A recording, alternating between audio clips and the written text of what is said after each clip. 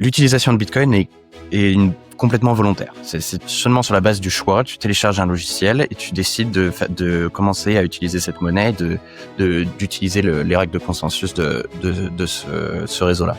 Le mécanisme de développement sur Bitcoin, Core, en ce moment, est toujours extrêmement décentralisé.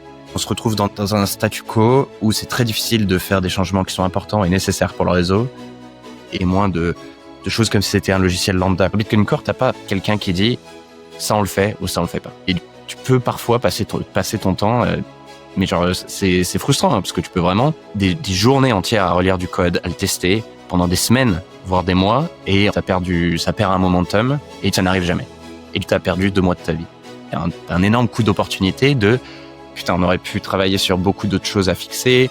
En fait, c'est 2 mois de perdu. Aujourd'hui, on a un logiciel qui est extrêmement bien testé, qui est beaucoup plus relu, qui est beaucoup plus fiable.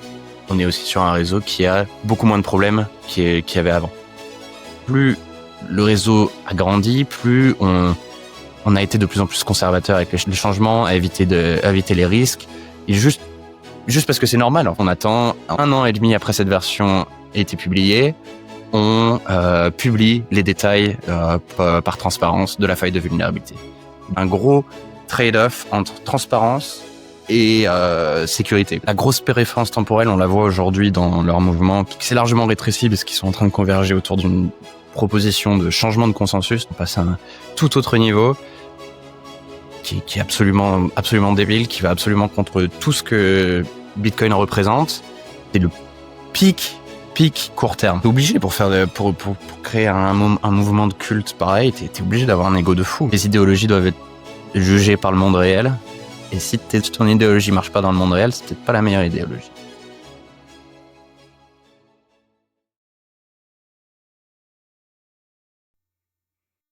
Salut Antoine, Salut Eric.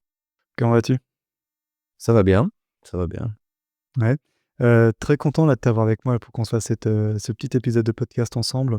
On m'a conseillé de t'inviter, c'est Edouard de Consensus qui m'a conseillé de t'inviter dans un épisode pour qu'on parle de plein de choses ensemble. On peut surtout de Bitcoin Core, un peu le fonctionnement de comment le groupe fonctionne, quelle est votre mission, déjà quel est toi ton parcours, et forcément revenir brièvement ensemble sur un peu la petite polémique. Alors je dis petite, hein, je pense qu'on a beaucoup parlé entre Bitcoin Core V30 et Notes, hein. Donc on va en parler juste après. Et avant qu'on plonge dans le cœur du sujet, parce que je pense qu'on va commencer par ça, comme ça après ce sujet sera évacué. Mais avant qu'on commence par parler de ça, est-ce que toi tu peux te présenter brièvement, s'il te plaît? Ouais, je m'appelle Antoine Poinceau. Je suis actuellement employé par Chain Code Labs. Employé, disons plutôt compensé pour mon travail open source. Et j'ai accès au bureau, je viens ici. Et techniquement, c'est un emploi salarié aux États-Unis par l'entreprise Chain Code Labs. Mais je travaille moi-même, quoi. Je suis les projets que j'ai envie de faire, les modifications que j'ai envie de faire sur Bitcoin Core. Et Chain Code derrière me compense pour mon temps. OK. Très bien, donc tu es aussi le fondateur de Liana. Tu as un très, très gros, CV, j'ai envie de dire, dans la communauté Bitcoin. Donc est-ce que tu veux nous en parler un peu, ça aussi?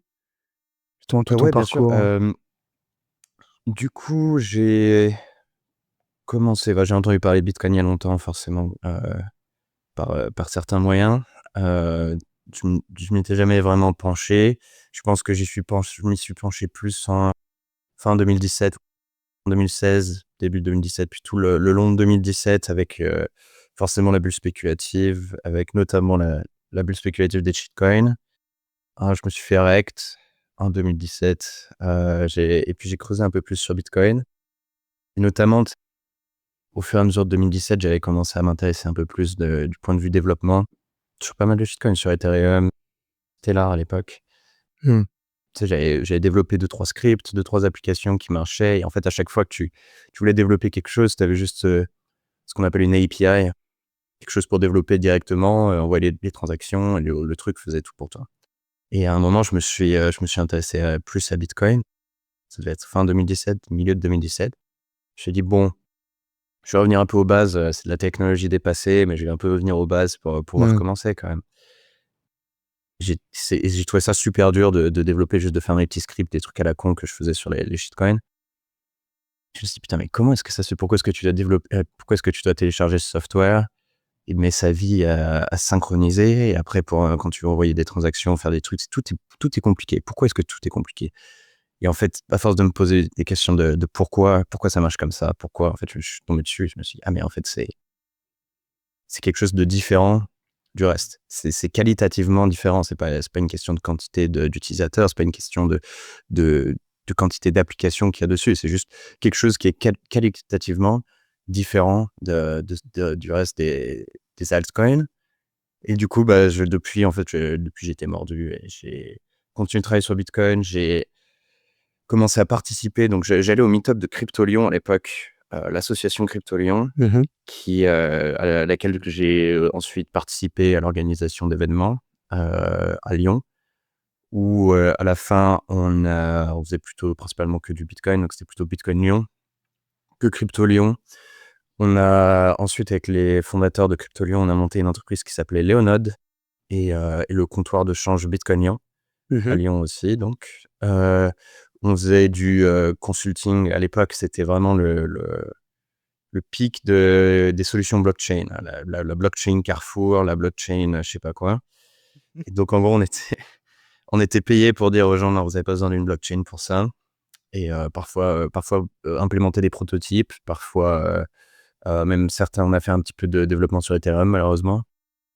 Et en parallèle, on a monté le comptoir de change Bitcoin Lyon, où on échangeait du Bitcoin contre des paiements, en carte, en virement ou en cash, OK. tant qu'on avait encore le droit de le faire. Donc on n'a rien fait d'illégal, mais on allait au maximum des possibilités, des limites de la loi pour laisser les gens utiliser leur monnaie comme ils le souhaitaient. C'est ça. Et ensuite, du coup, j'ai quitté Bitcoin Lyon en 2020, où j'ai fondé Wizard Sardine avec Kevin Loaek, qui est français, qui est expatrié, qui était l'organisateur des conférences Breaking Bitcoin et Building on Bitcoin. Je sais pas si tu connais, ce sont des conférences qui étaient Mmh. assez connues à l'époque. Et on a fondé Wizard Sardine pour créer des solutions de sécurité qui s'appellent des vaults sur Bitcoin. Donc on avait une nouvelle architecture qui avait pas besoin de changement sur Bitcoin, de changement de consensus, de nouvelles fonctionnalités de script. Et ce système s'appelait Revolt. Et donc Mmh. on a levé des fonds pour développer ce système. On l'a développé, on a implémenté, on a designé un protocole, on l'a implémenté et on a implémenté une implémentation. Malheureusement, le marché était pas très présent et on a bifurqué ensuite sur Liana, qui réutilise des éléments techniques de Revolt, mais qui est beaucoup, beaucoup plus simple à utiliser, beaucoup plus accessible et qui se concentre sur les mécanismes d'horodatage des transactions. Et du coup, qui se focus pour des solutions de sécurité plus simples et des solutions d'héritage. Oui. Et on a Liana qui a pas mal fonctionné, qui a de plus en plus d'utilisateurs, de plus en plus de clients aussi. C'est pas encore la plus grosse réussite commerciale, mais ça continue à bien marcher et à avoir de plus en plus d'utilisateurs au moins. Et Ouais. ensuite, fin 2024, j'ai quitté Liana pour travailler à plein temps sur Bitcoin Core à Chaincode Labs. Du coup, ce qu'il y a, c'est que ça, c'était mon parcours professionnel, mais en parallèle, je passais une grosse partie de mon temps libre aussi à travailler en open source. Donc, j'ai travaillé sur Core Lightning dès le début, en 2018-2019. Ensuite, j'ai bifurqué vers Bitcoin Core avec mon travail sur Miniscript. Du coup, ça devait être vers 2020-2021. Et depuis, je continue à travailler sur Bitcoin Core dans diverses, diverses parties du projet, notamment plutôt vers de la sécurité. OK. Et ensuite, bah, du coup, je fais ça à plein temps depuis 1 an maintenant. D'accord. Bah, super CV. Là, tu as dit beaucoup de choses. Il y a tellement de choses sur lesquelles je veux rebondir d'emblée. Là, la toute première chose que tu as dit, c'est que quand tu as commencé justement à faire un peu de dev, tu as commencé sur les alts, hein, sur les shitcoins et quand tu as commencé à regarder Bitcoin, là, tu t'es rendu compte que c'était pas si simple que ça, que la technologie, elle était pas si archaïque, si moche, si mal faite que ça et d'un point de vue alors là, j'ai envie de piocher un peu dans ton cerveau. Moi, je suis absolument pas dev, hein, tu vois? Mais de ton point de vue de dev, justement, comment est-ce que toi, tu vois la différence? Qu'est-ce qui fait que Bitcoin, tu vois, ça t'a attiré? c'est plus ancien, mais c'est plus compliqué. Enfin, tu vois, c'est intéressant ça. Ouais, ouais, du coup, ce qui m'a quand je parle de ce déclic de: Mmh. «Putain, mais pourquoi est-ce que c'est aussi compliqué à utiliser?» c'est vraiment c'est vraiment le tooling. Donc ça va être toute l'infrastructure qui a été mise à disposition des développeurs, ce qu'ils appellent développeurs de l'écosystème dans ces trucs-là. Et c'est en fait, du coup, je pense qu'il y a aussi une partie de: «Putain, mais qui c'est qui a créé toutes ces API? Qui c'est qui a créé tous ces services? Qui c'est qui les paye ces gens-là? Pourquoi est-ce qu'ils font ça? Ah, mais en fait, il y a une entreprise derrière la monnaie, donc la monnaie a été créée par une entreprise. Ah, en fait, du coup, l'entreprise qui est derrière la monnaie, en fait, ils ont le contrôle de la monnaie. Du coup, en fait, ça a aucun sens. Et le fait d'utiliser Bitcoin, c'est qu'il y avait pas toute cette infrastructure qui était mise à disposition. Le fait de vouloir, créer, des chaînes de transactions un petit peu plus compliquées, avoir des applications, différentes, tu avais besoin de recréer beaucoup plus de choses toi-même ou de passer plus de temps à aller chercher dans les projets open source des gens qui auraient déjà fait une partie du travail que tu Mmh. puisses piocher et réutiliser, plutôt qu'on te le mette tout cuit dans la bouche, avec, ce qui se passait plutôt sur des shitcoins. Donc c'était OK. plutôt ce côté-là, plus que le manque d'expressivité de Bitcoin qui m'a marqué au début. Ensuite, Mmh. forcément, je me suis rendu compte, qu'il y avait moins d'expressivité sur Bitcoin, mais c'était pas très clair que l'expressivité additionnelle qui est disponible sur certains shitcoins était vraiment utile ou désirable. OK, Donc j'avais moins de ce côté-là. quand tu parles d'expressivité, c'est d'un point de vue Dave, c'est quoi en fait? C'est le La facilité d'implémenter des fonctions d'accord. d'un programme, qui puisse, être exécuté entre guillemets, «sur la blockchain», c'est-à-dire exécuté par les full nodes de tous les utilisateurs. Donc typiquement, ça serait la facilité d'écrire un smart contract sur Ethereum par rapport à la facilité d'écrire un smart contract sur Bitcoin. OK. Ouais, donc en fait, là, si je comprends bien, ce que tu dis, c'est que quand tu commences à vouloir, faire du développement sur Bitcoin, en fait, c'est une sorte de terrier du lapin. C'est-à-dire que tu es obligé d'y aller tête la première, de chercher, de faire toi-même le proof of work en quelque sorte, faire ton travail de recherche, de trouver, c'est génial ça. Et tu t'es Mais tu senti un peu ouais, tu t'es senti comme ça un peu ouais, tu t'es littéralement Oui, oui, bien senti sûr, aspiré par le truc, quoi. bien sûr, OK. absolument. Ouais, et après, c'est aussi, il faut souligner que pour tous les, s'il y a des développeurs, qui nous écoutent aussi et qui seraient intéressés par démarrer sur Bitcoin, c'est aujourd'hui beaucoup plus simple, hein. J'ai pas envie de de sous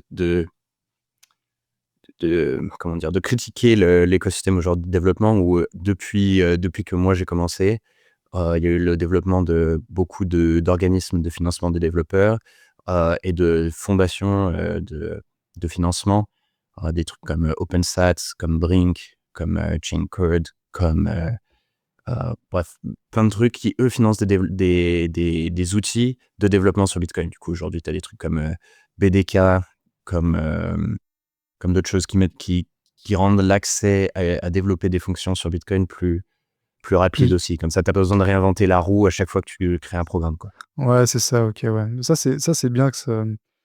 Toi, par exemple, l'open source, c'est vrai que quand tu prends l'open source en général, là, on parle de Bitcoin, mais je sais que, par exemple, toi, moi, j'ai quelques fois parlé de Linux et tout ça sur ma chaîne parce que je suis un utilisateur, je suis sur ça. C'est vrai que quand tu prends Linux maintenant, quand tu prends Linux il y a 15 ans, ça, c'est le même délire. Je pense que, bah, de ce que tu as l'air de dire, c'est que tu un peu le même truc dans le Bitcoin, quoi. C'est que ça devient un peu institutionnalisé, un peu mainstream en quelque sorte. Donc, tu as du financement, tu as une facilité d'accès, tu une facilité d'accès aux ressources que toi, tu avais pas à l'époque quand tu y es mis. Et mine de rien, ça, c'est important parce que, comme tu dis, s'il y a des personnes qui veulent s'intéresser au développement sur Bitcoin, ils ont plus de facilité aujourd'hui à y venir que toi, tu as pu en avoir. Oui, c'est le cas. Je pense que tout ce que tu as dit est vrai. OK, super. De toute façon, on va revenir un peu sur tout ça, sur, ce que tu as évoqué sur Bitcoin Core, sur le financement aussi qui l'argent maintenant aussi qui vient aussi dans tout ça, parce que c'est un sujet aussi qui est important qui intéresse beaucoup de gens. Et sinon, alors pour le reste, ce que tu as dit, tu as parlé de Bitcoin Lyon. Donc Bitcoin Lyon, pour ceux qui ne savent pas, a été racheté par Bull Bitcoin, il y a quelques mois, même plus d'un an, je pense maintenant, plus d'un an et Il y a un demi. an. Ouais, exactement, ouais, donc quand tu parles de, voilà, de Bitcoin Lyon, tu parles de Jimmy, tu parles de Léonard, je pense que tous ceux qui qui connaissent Bull Bitcoin, qui utilisent Bull Bitcoin, ce sont des mots, des noms que vous avez déjà entendu parler. Donc, c'est intéressant de relier un peu le truc à toi. Ouais, j'ai entendu bon de Bull Bitcoin aussi, qu'il se développe bien en Europe, que ça marche bien. Donc ça fait plaisir de voir que ça marche. Et puis qu'ils ont aussi un petit peu la force de frappe pour pouvoir passer à l'échelle supérieure, là où Bitcoin, on était quand même plus petits et très locaux. Ouais, c'est ça, ouais, donc il y a une force de ça marche bien parce que je sais que moi dans la communauté, on va dire bitcoiner maxi Twitter, Bull Bitcoin, ils sont assez présents forcément. Il y a des grands noms, hein, des grands bitcoiners français qui travaillent justement chez Bull Bitcoin. Tu Théo, Mojenet, tu vas avoir, forcément GG Science, tout ça. Donc tu des grands noms en fait qui sont déjà très actifs dans la communauté, qui y travaillent et le service qui je sais pas si tu as déjà utilisé Bull Bitcoin, que ce soit sur les achats, Non, j'ai sur jamais leur utilisé wallet. personnellement, mais je viens de référer quelqu'un la semaine dernière, tiens, qui me Ah demandait. bah, bien, bien, bien, bien. Non, franchement, de toute façon, Blue Beacon, ça marche très bien, hein, que ce soit sur le wallet, sur l'achat, sur l'expérience utilisateur, c'est une très bonne solution pour avoir testé moi plusieurs solutions. Celle-ci, c'est celle que j'utilise de manière principale aujourd'hui, tu vois. Ok. Donc voilà, ça. Puis, et ce qui est bien aussi chez Bitcoin, chez Bull Bitcoin, pour fermer un peu la parenthèse sur eux, c'est qu'ils ont, en fait, si tu veux, ils ont l'ethos. Ils ont l'ethos derrière qui est vraiment propre, hein. Ce sont des personnes qui sont très axées sur la souveraineté individuelle, sur la mission anti-fiat et tout. Donc il y a ça aussi qui est très attrayant chez beaucoup de personnes. On sait qu'ils sont pas là ils sont là pour les bonnes raisons, on va dire. Ouais, c'est ça, et ça fait plaisir d'avoir des gens qui sont alignés avec les valeurs, heu, très clairement, que Bitcoin sous-tend, même si Bitcoin est juste un outil neutre.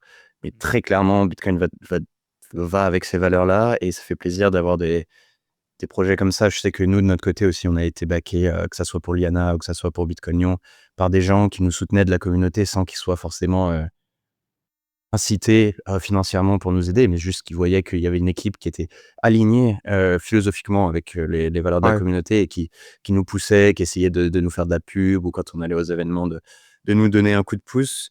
Et c'est ce qui crée aussi d'ailleurs des théories du complot de: «Ah ouais, mais pourquoi est-ce que vous» je crois qu'on en avait eu un jour sur la chaîne Telegram de Bitcoinion.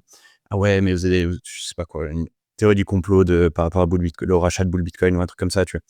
Mais non, c'est juste qu'il y a des gens qui apprécient le travail que d'autres gens font, et qui s'entraident, quoi, Ouais, tout à librement. fait, ouais, tout à fait. Ça, c'est quelque chose qui est très important dans la communauté Bitcoin en général et ça, je sais que j'en parlais dans un précédent podcast avec Science justement qui travaille chez Bull Bitcoin, en France, hein, et on parlait justement du fait que les bitcoiners doivent se soutenir les uns les autres, soutenir un peu les projets qu'ils mettent en place parce que même si on n'a pas d'incitatif, nous, personnels, financiers, monétaires, voilà, à investir chez eux, bah, c'est important quand même de les soutenir parce que ce qu'ils mettent en place, c'est très important parce que ça fait avancer petit à petit, en fait, le schmilblick.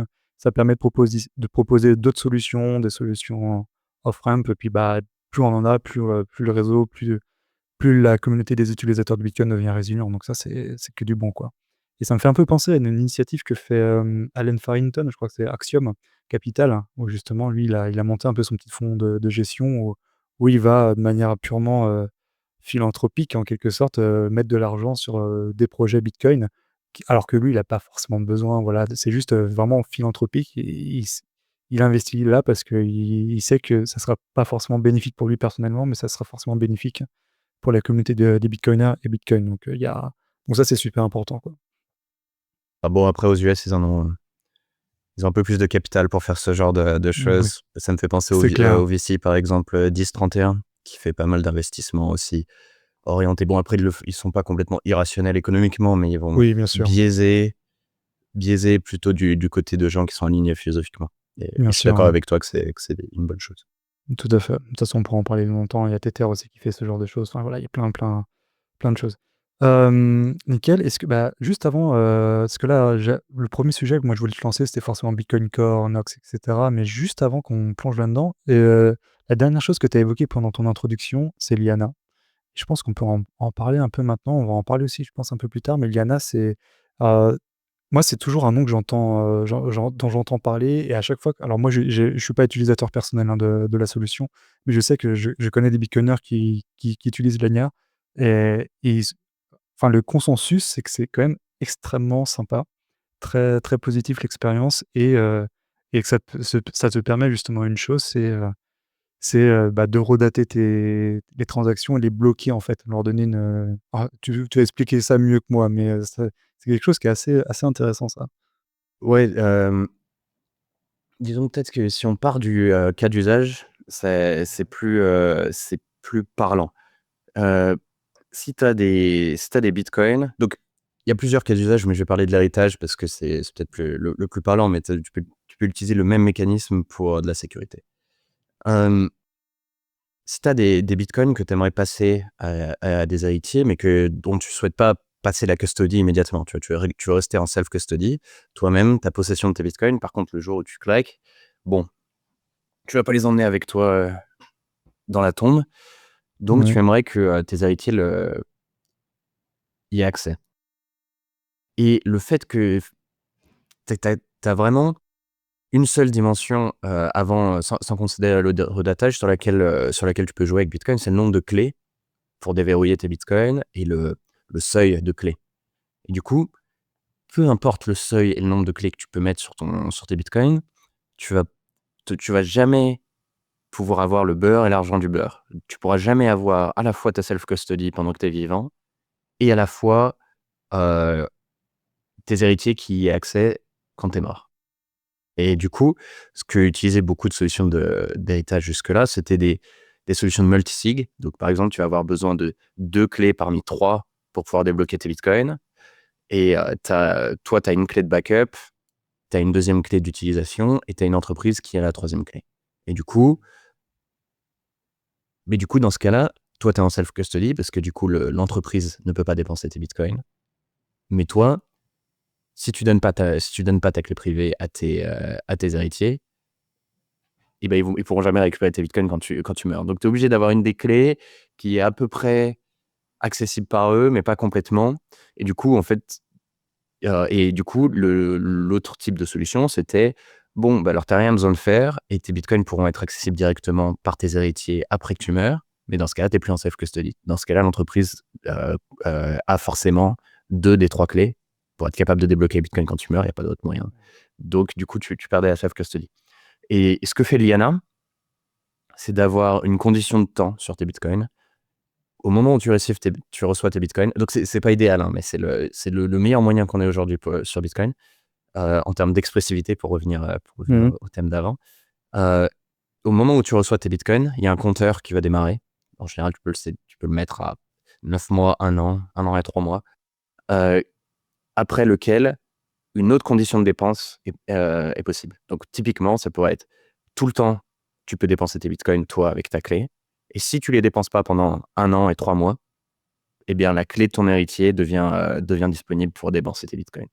Et du coup, OK, tu es obligé de bouger tes bitcoins tous les ans pour, pour redémarrer le compteur, en fait. OK, Du coup, tu sais, c'est au moment où tu reçois tes bitcoins, à chaque fois, à chaque paiement. Et du coup, tu te refais un paiement à toi-même et ça redémarre le compteur pour 1 an de plus.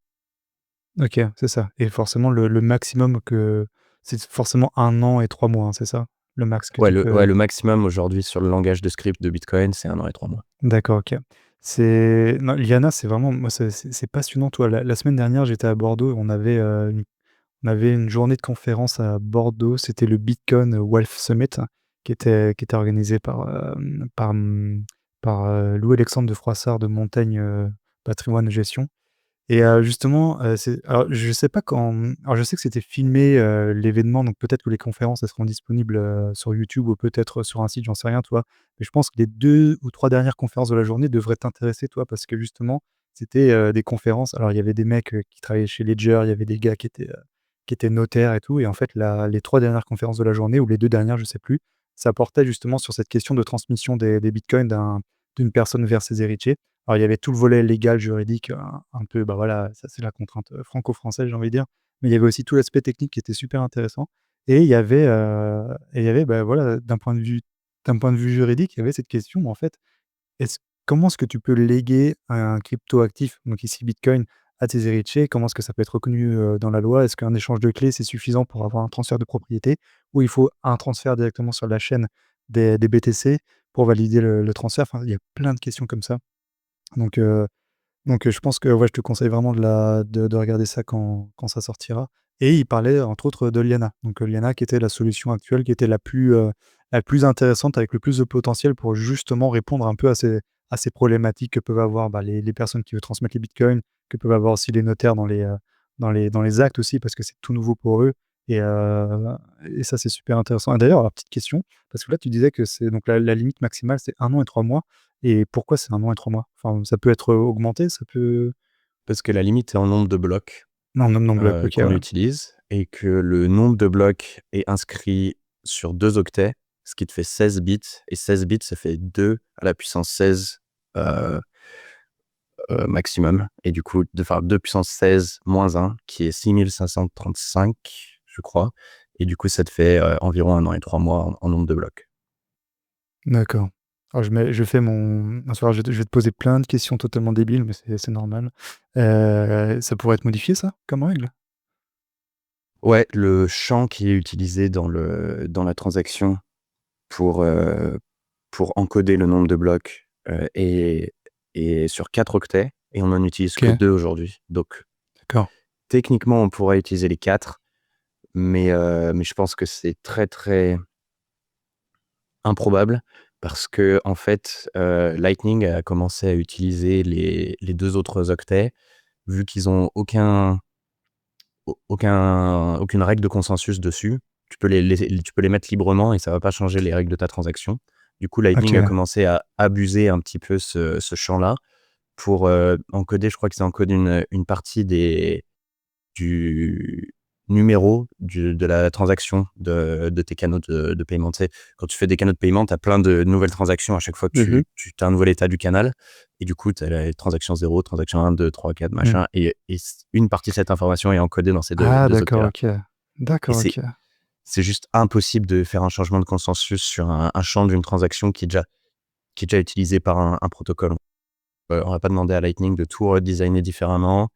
Ensuite, que les utilisateurs migrent et ensuite qu'on change le consensus de ce truc. Enfin, on change pas les règles de consensus des trucs que les gens utilisent. Ouais, d'accord, OK. Bah, je pense que la transition est toute faite pour qu'on parle justement de ce consensus, hein, des nœuds, des utilisateurs et qu'on parle, justement qu'on plonge peut-être la première dans ton travail actuel, hein, parce que c'est ce que tu disais à la fin de ton introduction. C'est qu'aujourd'hui, là, depuis 1 an, tu travailles, full time sur Bitcoin Core, hein, sur le développement de logiciels donc bah, j'ai envie de dire, parle-nous un peu de tout ça parce que Bitcoin Core, on entend alors parmi la chez les bitcoiners, on en entend parler parce que forcément quand tu as un nœud, il y a de fortes chances que tu aies, que tu le logiciel, donc tu une forte chance que tu sois toi-même, enfin que tu connaisses les différentes versions, les sous-versions en fait de Bitcoin Core, hein, les V28, V29, V30 actuels et par contre, même si tu as un nœud, tu es pas forcément trop au fait de comment ça fonctionne, en fait. Parce qu'on est sur un projet open source, c'est-à-dire que tout le monde peut y contribuer. Tu as un nombre de contributeurs, de développeurs qui vont soumettre sur GitHub bah, voilà, des propositions de changement et voilà, explique-nous un peu comment ça fonctionne. Je pense que c'est assez similaire à d'autres projets open source, mais rappelle-nous un peu comment on Ouais, vient c'est là-dedans similaire, et même comment si on ça va peut-être un peu plus loin dans certains aspects.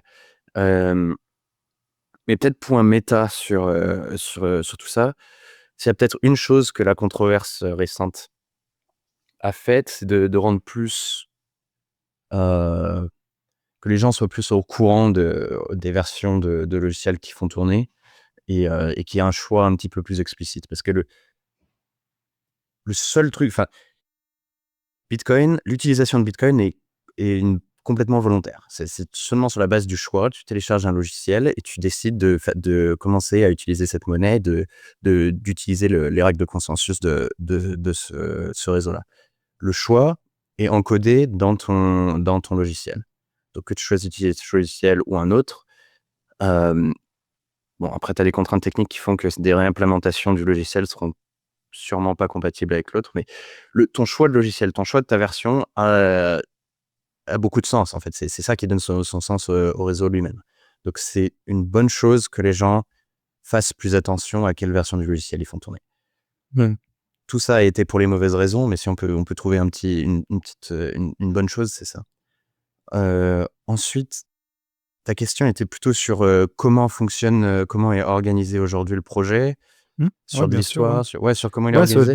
sur l'histoire, les questions toutes bêtes, c'est Bitcoin Core, donc est-ce qu'il y a une hiérarchie? Est-ce qu'il y a des développeurs qui sont plus importants que d'autres? Est-ce qu'il y en a qu'on tu vois, enfin, c'est vraiment la question ouverte à 100%, c'est comment ça fonctionne, en fait. Ouais.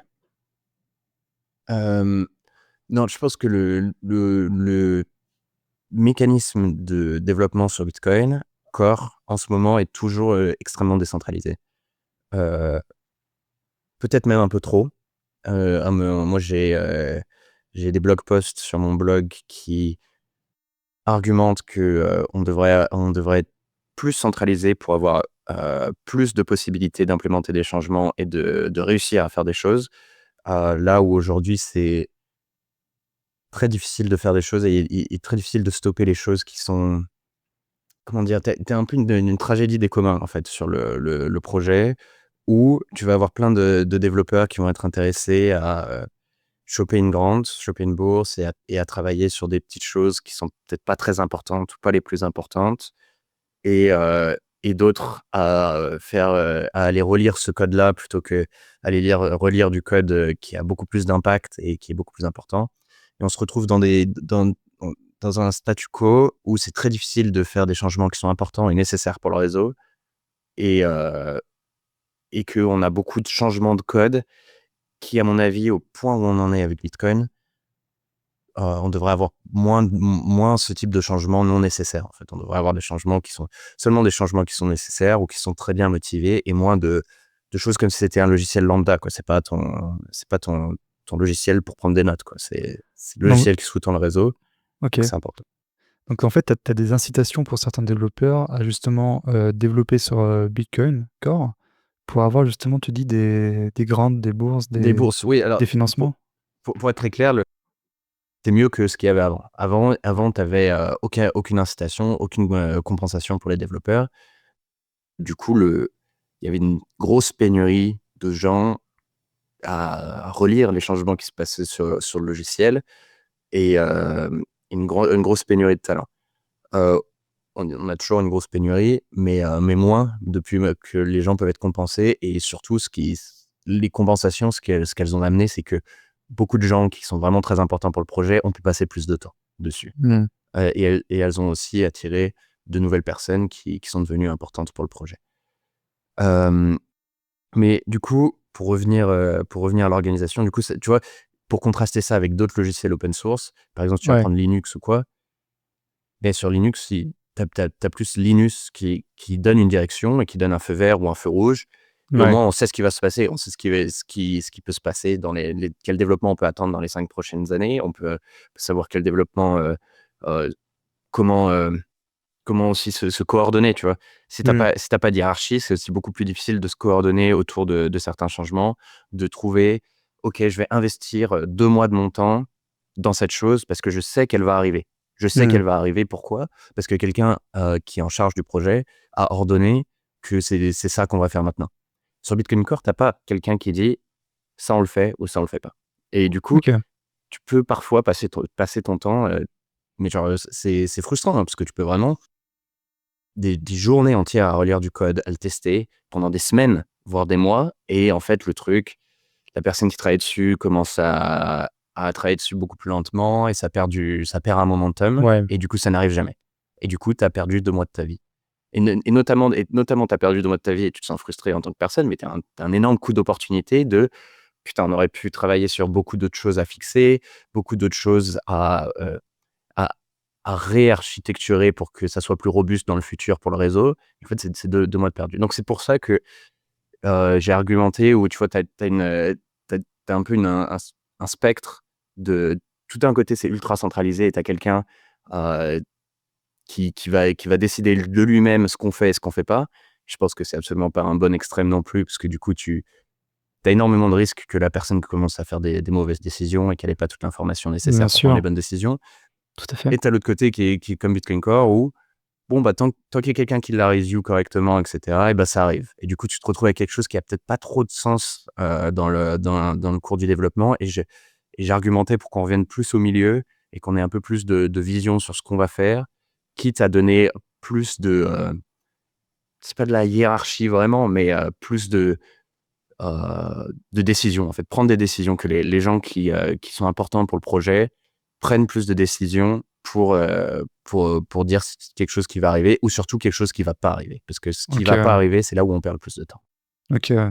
Non, c'est super intéressant ce que tu dis. Ça d'ailleurs dans Linux, il y a toujours cette question, c'est: «Oui, mais qu'est-ce qui va arriver, le jour où Linus Torvald, il va mourir?» tu vois?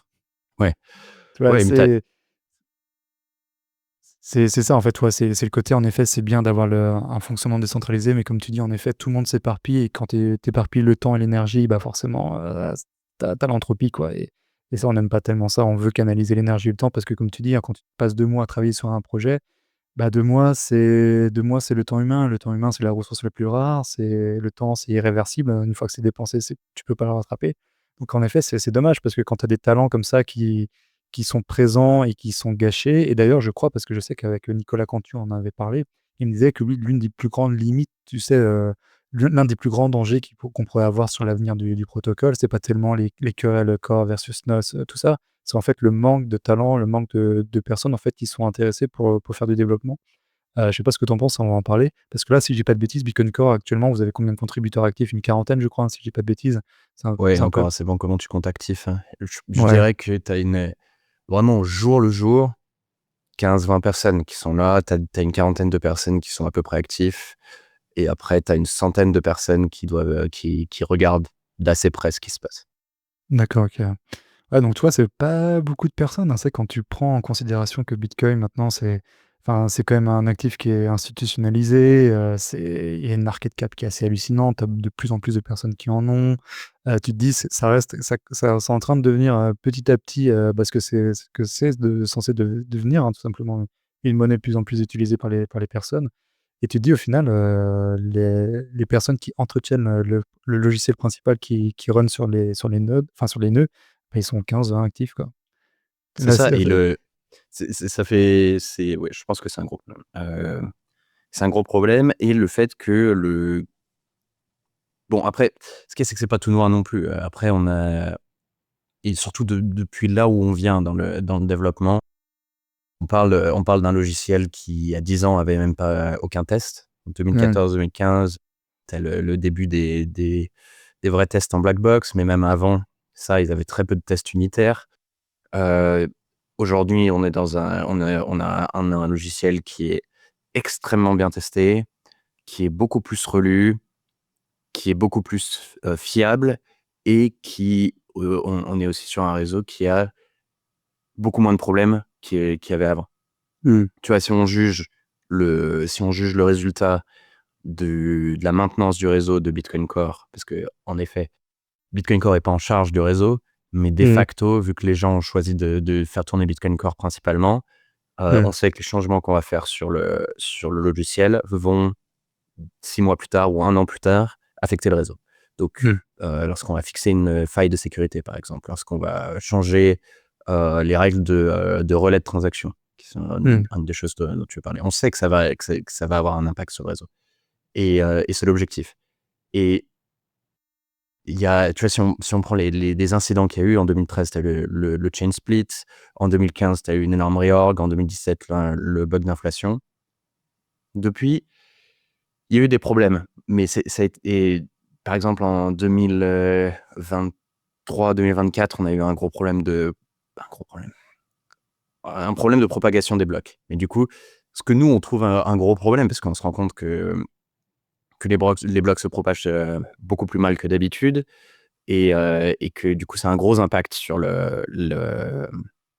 Ah, quand tu dis: «se le profit. propage», quand tu dis: «se propage de manière non optimale», c'est quoi en fait, si tu Il y veux avait rappeler un des peu? Et ouais, du coup, les blocs se propagent sur le réseau pair à pair par des ordinateurs qui s'interconnectent et qui envoient les nouveaux blocs. Un mineur Mmh, trouve un bloc, il le publie et du coup, il va OK, l'envoyer à ses pairs, il va l'envoyer aux ordinateurs connectés à lui-même, qui eux-mêmes vont l'envoyer aux autres ordinateurs connectés à eux-mêmes et d'autres ordinateurs et au bout d'un moment, ça va atteindre d'autres mineurs qui vont se mettre à miner au-dessus de ce bloc-là et quand la propagation des blocs prend plus de temps, eh bien, le bloc met plus de temps à arriver aux autres mineurs. Les autres mineurs, eux, sont toujours en train pendant ce temps-là de miner sur le bloc d'avant. Du coup, il y d'accord, a OK, plus de chances qu'ils trouvent un bloc, en compétition et que du D'accord, coup, ok, ouais. t'as un fork temporaire, ça arrive souvent sur le réseau, mais plus ça arrive, plus tu as de la proof of work qui est gâchée. Donc Ok, ouais. 1, c'est moins bien pour la sécurité du réseau et 2, le mécanisme, enfin les probabilités de trouver le prochain bloc sont telles que lorsque ça arrive, ça avantage largement les gros mineurs et du coup, D'accord, ouais. tu sais, c'est un peu, Bitcoin est très, très bon à beaucoup d'égards pour être un et c'est vraiment ça qui m'a intéressé dès le début lorsque je me suis intéressé. Tu sais, c'est un système où chaque acteur, en étant intéressé par son propre intérêt, sans avoir à prendre en compte les autres, heu, fait en sorte que le système continue et se renforce. Ouais. Mais il y a certains aspects du système, tels que la centralisation du mining, et notamment par la propagation des blocs, ont besoin de certaines externalités positives, telles que des développeurs et un réseau pair à pair qui réduit la propagation des blocs, tel qu'on se retrouve sur un ils appellent ça un level playing field en anglais. Juste que Ouais, tout le monde puisse, une compétition ouverte et tout à fait. «fair» entre guillemets. Ouais, c'est ça, Heu, opportunité égale, ouais. voilà, à d'opportunités égales pour les mineurs. Pardon, du coup, je me Mmh. suis perdu, mais du coup, ça, c'était un événement qu'on s'est dit: «Putain, la propagation des blocs a baissé, il faut qu'on fixe le bug». C'était en 2023 où on avait un bug dans le relais des transactions. En gros, les nodes commençaient à utiliser beaucoup, beaucoup de CPU et du Mmh. coup, ça altérait la priorité qu'ils donnaient, lorsqu'ils allaient repropager les blocs et du coup, ça s'additionne sur tout le réseau pair à pair et du coup, ça ralentit la propagation des blocs et mais ça, du coup, on s'est dit: «Ah, c'est vraiment pas bon», mais c'est en référence à l'ordinaire et l'ordinaire, c'est, une propagation des blocs qui prend que 1 seconde pour avoir tout le réseau. Aucun bug de consensus depuis 10 ans. Hem, donc donc c'est ça, tu vois? J'ai pas mal de critiques où je pense que Bitcoin Core pourrait faire mieux, où je pense qu'on pourrait être plus efficient, mais c'est aussi je veux pas non plus trop critiquer le projet parce que je Ouais, bien pense sûr. qu'on est dans une position qui est pas si mal non plus. OK, ouais. Oui, bien sûr, non, mais c'est important, comme tu dis, de rappeler un peu l'historique de d'où vient Bitcoin, parce que ça a commencé, j'ai envie de dire dans un garage quelque part, ou pas, je sais pas où ça a commencé, tu vois?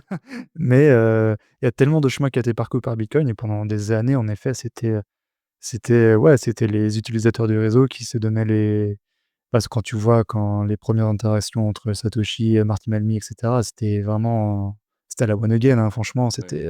ça ressemblait à rien le truc, hein, et c'est important de se rappeler d'où ça vient pour comprendre aussi, bah, qu'aujourd'hui on n'est pas non plus dans une situation qui est catastrophique, quoi.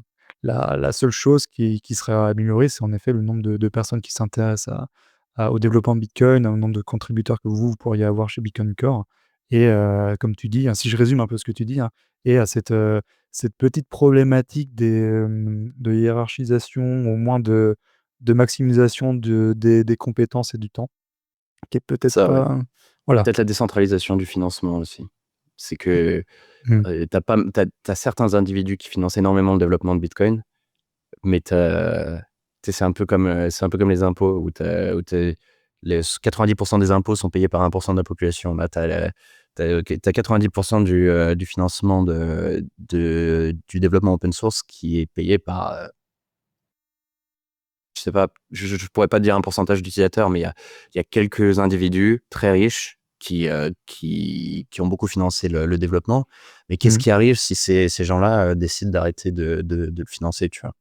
Ouais, ça c'est une question qui est géniale parce que, de toute façon, je comptais te la poser, dans l'entrevue. C'est alors déjà ceux qui financent Bitcoin Core actuellement, alors si je dis pas de bêtises, tu as un fonds de gestion, qui, reverse attends, que je dise pas de bêtises, c'est pas genre Pas Fidelity? BlackRock? Alors, c'est soit Fidelity, BlackRock ou, Bitwise, je sais plus, mais qui reverse justement une partie de, des bénéfices de ces ETF ou je sais pas. Alors Ouais, je faudra sais pas non vérifier plus. voilà, faudra vérifier ce que je dis, mais en tout cas, je sais qu'il y a un fonds de gestion comme ça qui reverse une partie en tout cas pour les développeurs et en tout cas pour Bitcoin Core. Tu peux avoir aussi, bah, voilà, je pense Tether doit participer d'une manière ou d'une autre, hein, je pense, hein, vu comment ils sont assez Non. actifs. Non, pas tellement Ils viennent d'annoncer une donation à OpenSat, OK, d'un montant de 200 000, je crois, de OK. 200 000 qui ce qui est par Mmh. rapport à leur taille plutôt Risible, hein. modeste. Oui, bah, tu dis modeste, moi je dis risible en effet. Pour ceux qui connaissent pas Tether, je vous invite à regarder un peu leur business model pour comprendre que 200 000 €, c'est risible.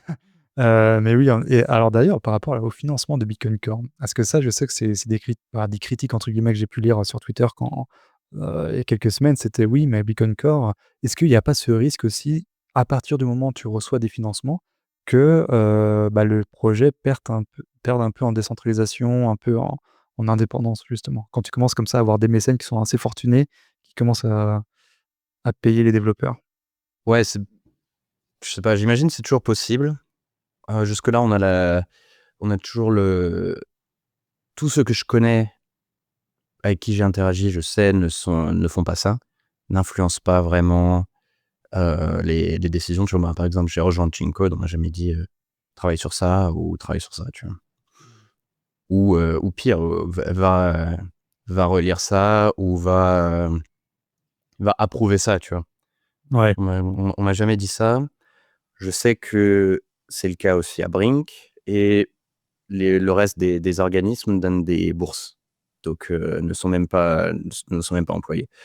OpenSat, Spiral, tout ça, ce sont des organismes où tu envoies un peu comme pour de la recherche, tu envoies une application pour une bourse, une candidature pour une bourse et Mmh. tu dis: «Bon, bah, voilà, moi j'aimerais travailler sur, je sais pas, ce nouveau protocole pour, transmettre les en-têtes de blocs pour, que ça soit plus résistant à la censure». Je dis une connerie, tu vois? Mmh. Et du coup, je compte faire ça, ça va me prendre, 1 an et j'aimerais, avoir un financement de 50 000 pour couvrir, mes dépenses, D'accord. pendant cette année et ils t'envoient enfin, soit ils te refusent, soit ils t'acceptent. S'ils t'acceptent, ils t'envoient l'argent. Mais il y a pas vraiment de moyen de te dire ensuite, fais ça. C'est Après OK.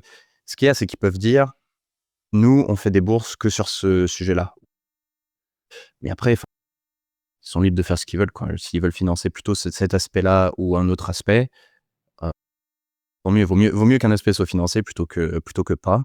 Donc je préfère avoir ça que rien du tout Mmh. et même parfois, je pense que ça serait bien d'avoir du financement plus dirigé vers les choses moins sexy et importantes pour le réseau, genre de la sécurité, du test, plutôt que forcément tout le temps des nouvelles features. Ouais, bien sûr, et ça, je sais que j'en avais entendu parler, je crois, il y a quelques mois, quelques semaines, c'était, le risque que tu peux avoir avec Bitcoin qui devient comme ça de plus en plus important, qui rentre en bourse via les ETF, tout ça, en fait, tu as un risque qu'il y ait des grands acteurs qui sont en faveur d'une nosification du protocole pour justement dire: «On fige Bitcoin, on essaie de ralentir» ou même le cas extrême, arrêter le développement. On laisse les choses telles quelles parce qu'il y a trop d'argent, il y a trop de il y a trop de personnes qui en possèdent dans les fonds dans les fonds de pension pour les retraites, pour tout ça, en fait. On n'a pas envie de faire de la «merde» entre guillemets, donc on arrête tout et on laisse tel quel et on arrête. Tu un gros intérêt de plus en plus à ce que le réseau se développe, à être de plus en plus conservateur avec l'échange et c'est une bonne chose, je pense. Parce OK. que, tu créé sauf que avec les changements du consensus, parce que de toute façon, c'est la chose qui est vraiment importante, tu as un gros effet d'intérêt concentré et de coûts dispersés. Où tu as chaque utilisateur de Bitcoin, plus le Bitcoin devient gros et plus le Bitcoin, devient utilisé, l'utilisateur marginal va être plus pas quelqu'un qui va être au courant du développement de Bitcoin. Il va pas suivre le développement de Bitcoin Core, il va même pas être sur Bitcoin Twitter, il va pas être au courant des dramas et cetera. Il va juste utiliser Bitcoin, c'est son argent, tu sais, c'est comme si je suivais toutes les, publications de la BCE parce que j'utilise l'euro. C'est con, tu le fais pas, tu vois? Et donc je pense que plus on va changer les règles de consensus, plus le Bitcoin grandit, plus ça va être difficile de rechanger les règles de consensus et que c'est une bonne chose parce que ça risque de peut-être moins refléter les intérêts de l'utilisateur, moyen. Je pense que c'est important, il y a certains changements de consensus qui sont importants à faire encore. Moi j'ai une proposition de changement aussi. Notamment, donc forcément, je pense que ça, c'est une bonne chose à faire. On verra si ça sera accepté par les utilisateurs. Ensuite, tu parlais des grands acteurs qui ont un intérêt à l'ossification et juste pour finir là-dessus, Bien sûr. c'est quelque chose vraiment qui est même fait par les développeurs, tu vois? Genre plus naturellement, plus le réseau a grandi, plus on a été de plus en plus conservateur avec les changements, à éviter les risques, et juste parce que c'est normal, en fait, juste pour les utilisateurs moyens plus que pour les gros fonds de pension. Euh, et ensuite, eux, s'ils voulaient ossifier le protocole, déjà, tu peux pas vraiment annuler le funding des autres organismes. Donc, tant que tu as les autres organismes qui financent du développement, ce développement-là va continuer d'arriver. Tu as un côté éthique et philosophique aussi, où la plupart des développeurs, même encore aujourd'hui, ils ont commencé à travailler sur Bitcoin Core et ils n'étaient pas payés. Ou ils se payaient eux-mêmes. Bien sûr. Moi, pendant 5 ans, j'ai travaillé sur Core et sur Lightning. Je me suis autofinancé avec mon entreprise. Et beaucoup aujourd'hui encore. Tiens, on en a un nouveau qui vient d'Apple, qui a commencé à avoir une grante, qui a fait son premier core dev récemment. Lui, il était développeur à Apple. Je peux te dire que combien il gagne avec les grantes, ça n'a rien à voir avec ce qu'il gagnait à Apple. Il a juste été motivé par le projet. Donc, tu auras toujours cette motivation-là, et ce développement-là continuera d'exister. C'est un peu ce qu'on dit quand on parle de la beauté d'open source. C'est purement additif. Tant qu'il y a quelqu'un qui le fait, c'est disponible pour tout le monde. Donc, je pense pas que couper le développement, ce soit vraiment possible ou réaliste. Je pense que là où ils aimeraient ossifier le protocole, ça serait, s'ils le souhaitaient, ça serait plutôt juste au changement de consensus, à ne pas faire tourner les nouvelles versions du logiciel s'il y a un changement de consensus qui est implémenté. Et typiquement, comment ça se passe, un changement de consensus? Tu as des développeurs du protocole, pas forcément de Bitcoin Core, qui pensent à une idée, qui en discutent sur les forums de techniques, qui ensuite l'implémentent, qui ensuite prennent du feedback, qui réimplémentent, qui réimplémentent. Ensuite, une fois qu'il y a l'air d'avoir à peu près un consensus dans la communauté technique, qui commence à s'adresser aux utilisateurs, à parler d'applications qu'ils pourraient faire, peut-être faire des proof of concept avec les choses. Et ensuite, tout au bout de la route, ils font une pull request à Bitcoin Core, ils l'implémentent dans Bitcoin Core. S'il y a à peu près une vision dans Bitcoin Core que les utilisateurs désirent ce changement, il sera sûrement inclus. Et une fois qu'il est inclus, il est activé par les utilisateurs qui choisissent de faire tourner cette version du logiciel. On en revient un peu au point que je faisais, parce que à la fin de la fin, c'est vraiment les utilisateurs qui activent les changements de consensus. Et du coup, je pense que là, si on a, je sais pas, t'as Coinbase qui a 20% du supply de Bitcoin.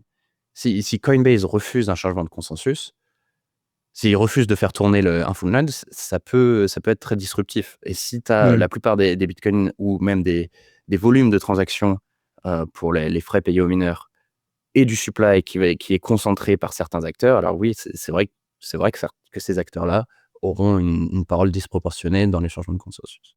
Tout à Mais fait. ce sera pas au niveau des devs, en fait. Ça sera juste au niveau de « je ne peux pas tourner votre software, allez vous faire voir ». Ouais, c'est ça. En fait, ouais, ça résume bien un peu le consensus, quoi. C'est, je fais pas tourner votre software, vous allez vous le faire voir, quoi. C'est un peu ça. C'est que à la fin du jeu, quoi, c'est ceux qui ont les nœuds, hein. Donc les nœuds, il y en a combien maintenant? À peu près 4500, je crois. T'en as environ 80 à 100 000 qui sont tournés, qui sont pas accessibles depuis l'extérieur, et t'en as une vingtaine de milliers, 10 ou 20, une vingtaine de milliers qui sont accessibles depuis l'extérieur. Ceux qui sont accessibles depuis l'extérieur, ils sont utiles pour que ceux qui rejoignent le réseau puissent y accéder pour télécharger les blocs depuis ces nœuds-là. Tandis que ceux qui sont pas accessibles sont juste utilisés par leur utilisateur pour vérifier les blocs. C'est ça, ouais. Ouais, donc quand je disais en fait 4000, moi c'était, je crois, je regardais avant qu'on tourne ensemble, je regardais un peu la part des nœuds justement qui sont sur Bitcoin Core et ceux qui sont sur Notes. Et je crois que j'avais lu 4000, ça doit être ceux qui sont maintenant sur Notes à peu près. Parce que je crois que c'est à peu près 20-30%. 23 162 là, j'ai. D'accord, ok. Je viens de check. Ouais. Non, mais merci pour ce petit rappel de comment le consensus il fonctionne, parce que on se rend compte qu'en effet, ce sont ceux qui vont avoir les nœuds, hein, qui décident en fin de course, hein, et que vous, les développeurs chez Bitcoin Core, vous faites des propositions, et ces propositions, elles sont ou non acceptées à la fin, quoi. Et une chose aussi que je voulais rajouter, parce que ça rejoint, c'est ce que tu disais par rapport au travail que vous faites, vous, les développeurs, aussi par rapport à ce travail qui est long entre les releases des versions de Bitcoin Core. Vous avez toujours 3 versions qui sont maintenues chez Bitcoin Core, et les utilisateurs, ils ont toujours le choix entre la dernière qui vient de sortir et les 2 précédentes, hein. Et ça c'est important, je pense que ça serait bien qu'on en parle un peu, parce qu'en fait, tout ça pour dire qu'en fait, la dernière version qui sort, elle est pas forcément imposée. Les gens peuvent faire l'upgrade ou pas, ou justement attendre dans le temps. Ça, c'est important. Et vous, même pour le travail que vous faites, vous, en tant que développeur, ça vous donne aussi un peu. Alors, déjà, pour le réseau, ça donne aussi comment dire, l'assurance que si jamais il y a un bug, bah, il y a toujours les anciennes versions qui sont encore maintenues sur à peu près 1 an. Et vous, ça vous donne un laps de temps, parce que je crois que les versions, c'est tous les 6 mois, hein, à peu près. Ouais, je pense à peu près tous les 6 mois. Ça vous donne voilà, du temps, quoi. Du coup, dans tous les cas, Bitcoin Core a pas d'auto-update. Donc, c'est une phrase qu'on utilise assez souvent, que certains développeurs publiaient régulièrement sur Twitter pendant la controverse, même s'ils n'étaient pas dans le feu de l'action, ils n'ont pas de followers, ils n'avaient personne, mais ils le disaient régulièrement. Personne ne le voyait, hein, mais moi je le voyais parce que je les follow.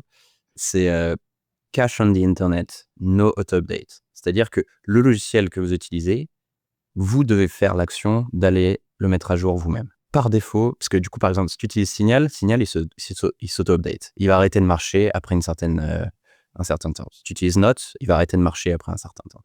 Et t'as des bonnes raisons pour les auto-updates, mais le consensus des développeurs de Bitcoin Core, c'est que c'est pas quelque chose qui est possible pour ta monnaie. On peut pas auto-update ta monnaie à distance. Parce que ça voudrait dire que les développeurs peuvent changer la définition de ta monnaie à distance d'un point centralisé. Ça n'a juste aucun sens pour un Bien projet comme sûr. Bitcoin.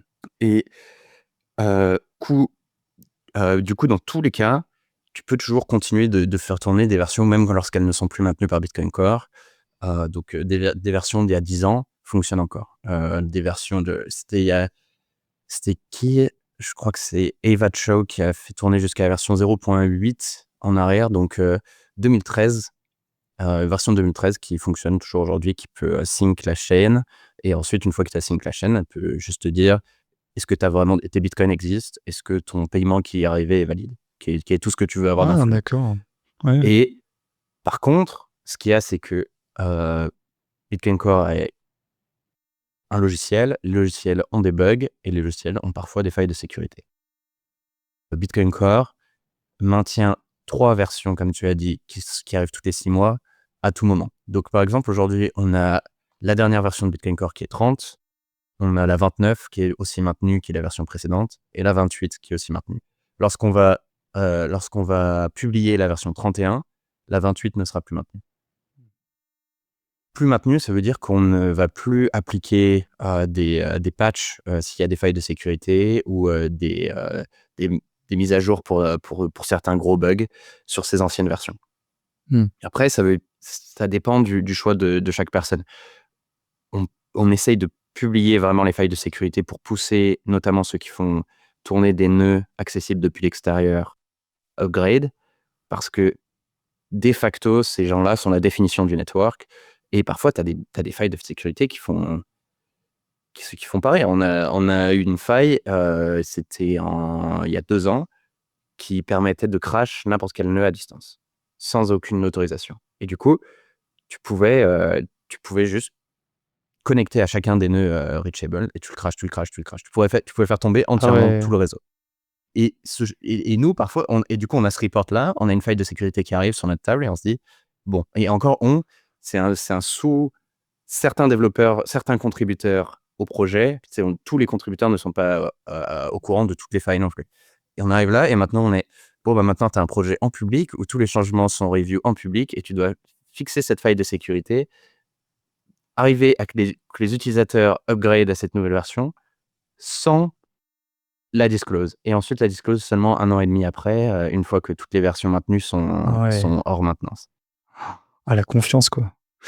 La confiance que tu dois avoir, mais par exemple, question un peu de béotien, mais la personne qui trouve ça et qui reporte ça, enfin, le mec, il sort d'où, quoi? C'est qui C'était quelqu'un c'est un contributeur sur Bitcoin Core qui s'appelle OK. Niklas Gog, qui a trouvé ce bug en particulier dont je parle, qui fait partie aussi du groupe de sécurité, où on est 5 ou 6, où quand des failles de sécurité sont reportées à Bitcoin Core, on en discute et on discute comment la patch de manière silencieuse. Tout à fait, ouais, tout à fait. Pour juste pour ceux qui écoutent, hein, forcément, quand il y a des failles de sécurité comme ça dans les projets, on va pas attendre la prochaine release 6 mois plus tard. On fait des patchs intermédiaires de sécurité.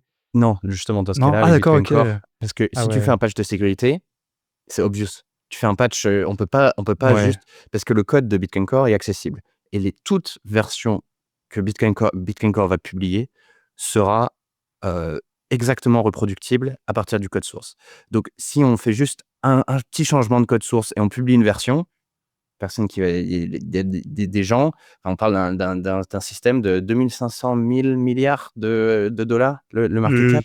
Il y a des gens qui le regardent et il y a des gens qui vont trouver, qui vont se dire: «Ah, je vois ce que tu as fait là», et d'ici qu'ils trouvent le truc, ils trouveront forcément avant que tout le réseau ait upgrade à la Mmh. nouvelle version. D'accord, OK, ouais. Donc ce qu'on OK. fait, c'est qu'on le cache dans des changements qui ont l'air innocents, donc dans des nouvelles features, dans des réarchitectures du code, où on cache un changement, un patch de sécurité.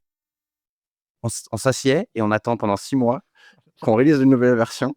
On release la nouvelle version et on dit aux utilisateurs, upgradez la nouvelle version. Si jamais il y avait eu une faille de sécurité, vous devriez, upgrade parce que. Ah Et on ouais, attend ensuite 1 an et demi après cette version ait été publiée, on, publie les détails, par transparence de la faille de vulnérabilité. Du coup, tu as un d'accord. gros trade-off entre transparence et Ah mais sécurité, quoi. totalement, Tu dois c'est pas faut pas la publier trop tôt parce que sinon ça met les gens à risque et le réseau à risque, mais tu peux pas non plus, juste garder pour toi tous les détails de toutes les failles de sécurité. Parce que plus personne va te les rapporter parce qu'eux, ils ont jamais d'attribution, et 2, c'est pas très respectueux de tes utilisateurs.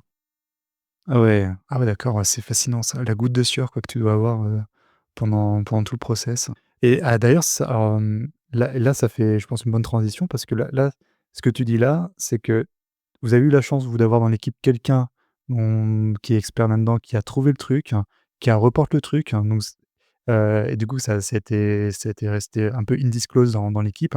D'ailleurs, là et ça revient à ce que tu disais tout à l'heure, Bitcoin récompense toujours les bonnes incitations, quoi. Il y a plus un L'individu a plus intérêt à contribuer au réseau qu'à profiter d'une faille dans le réseau.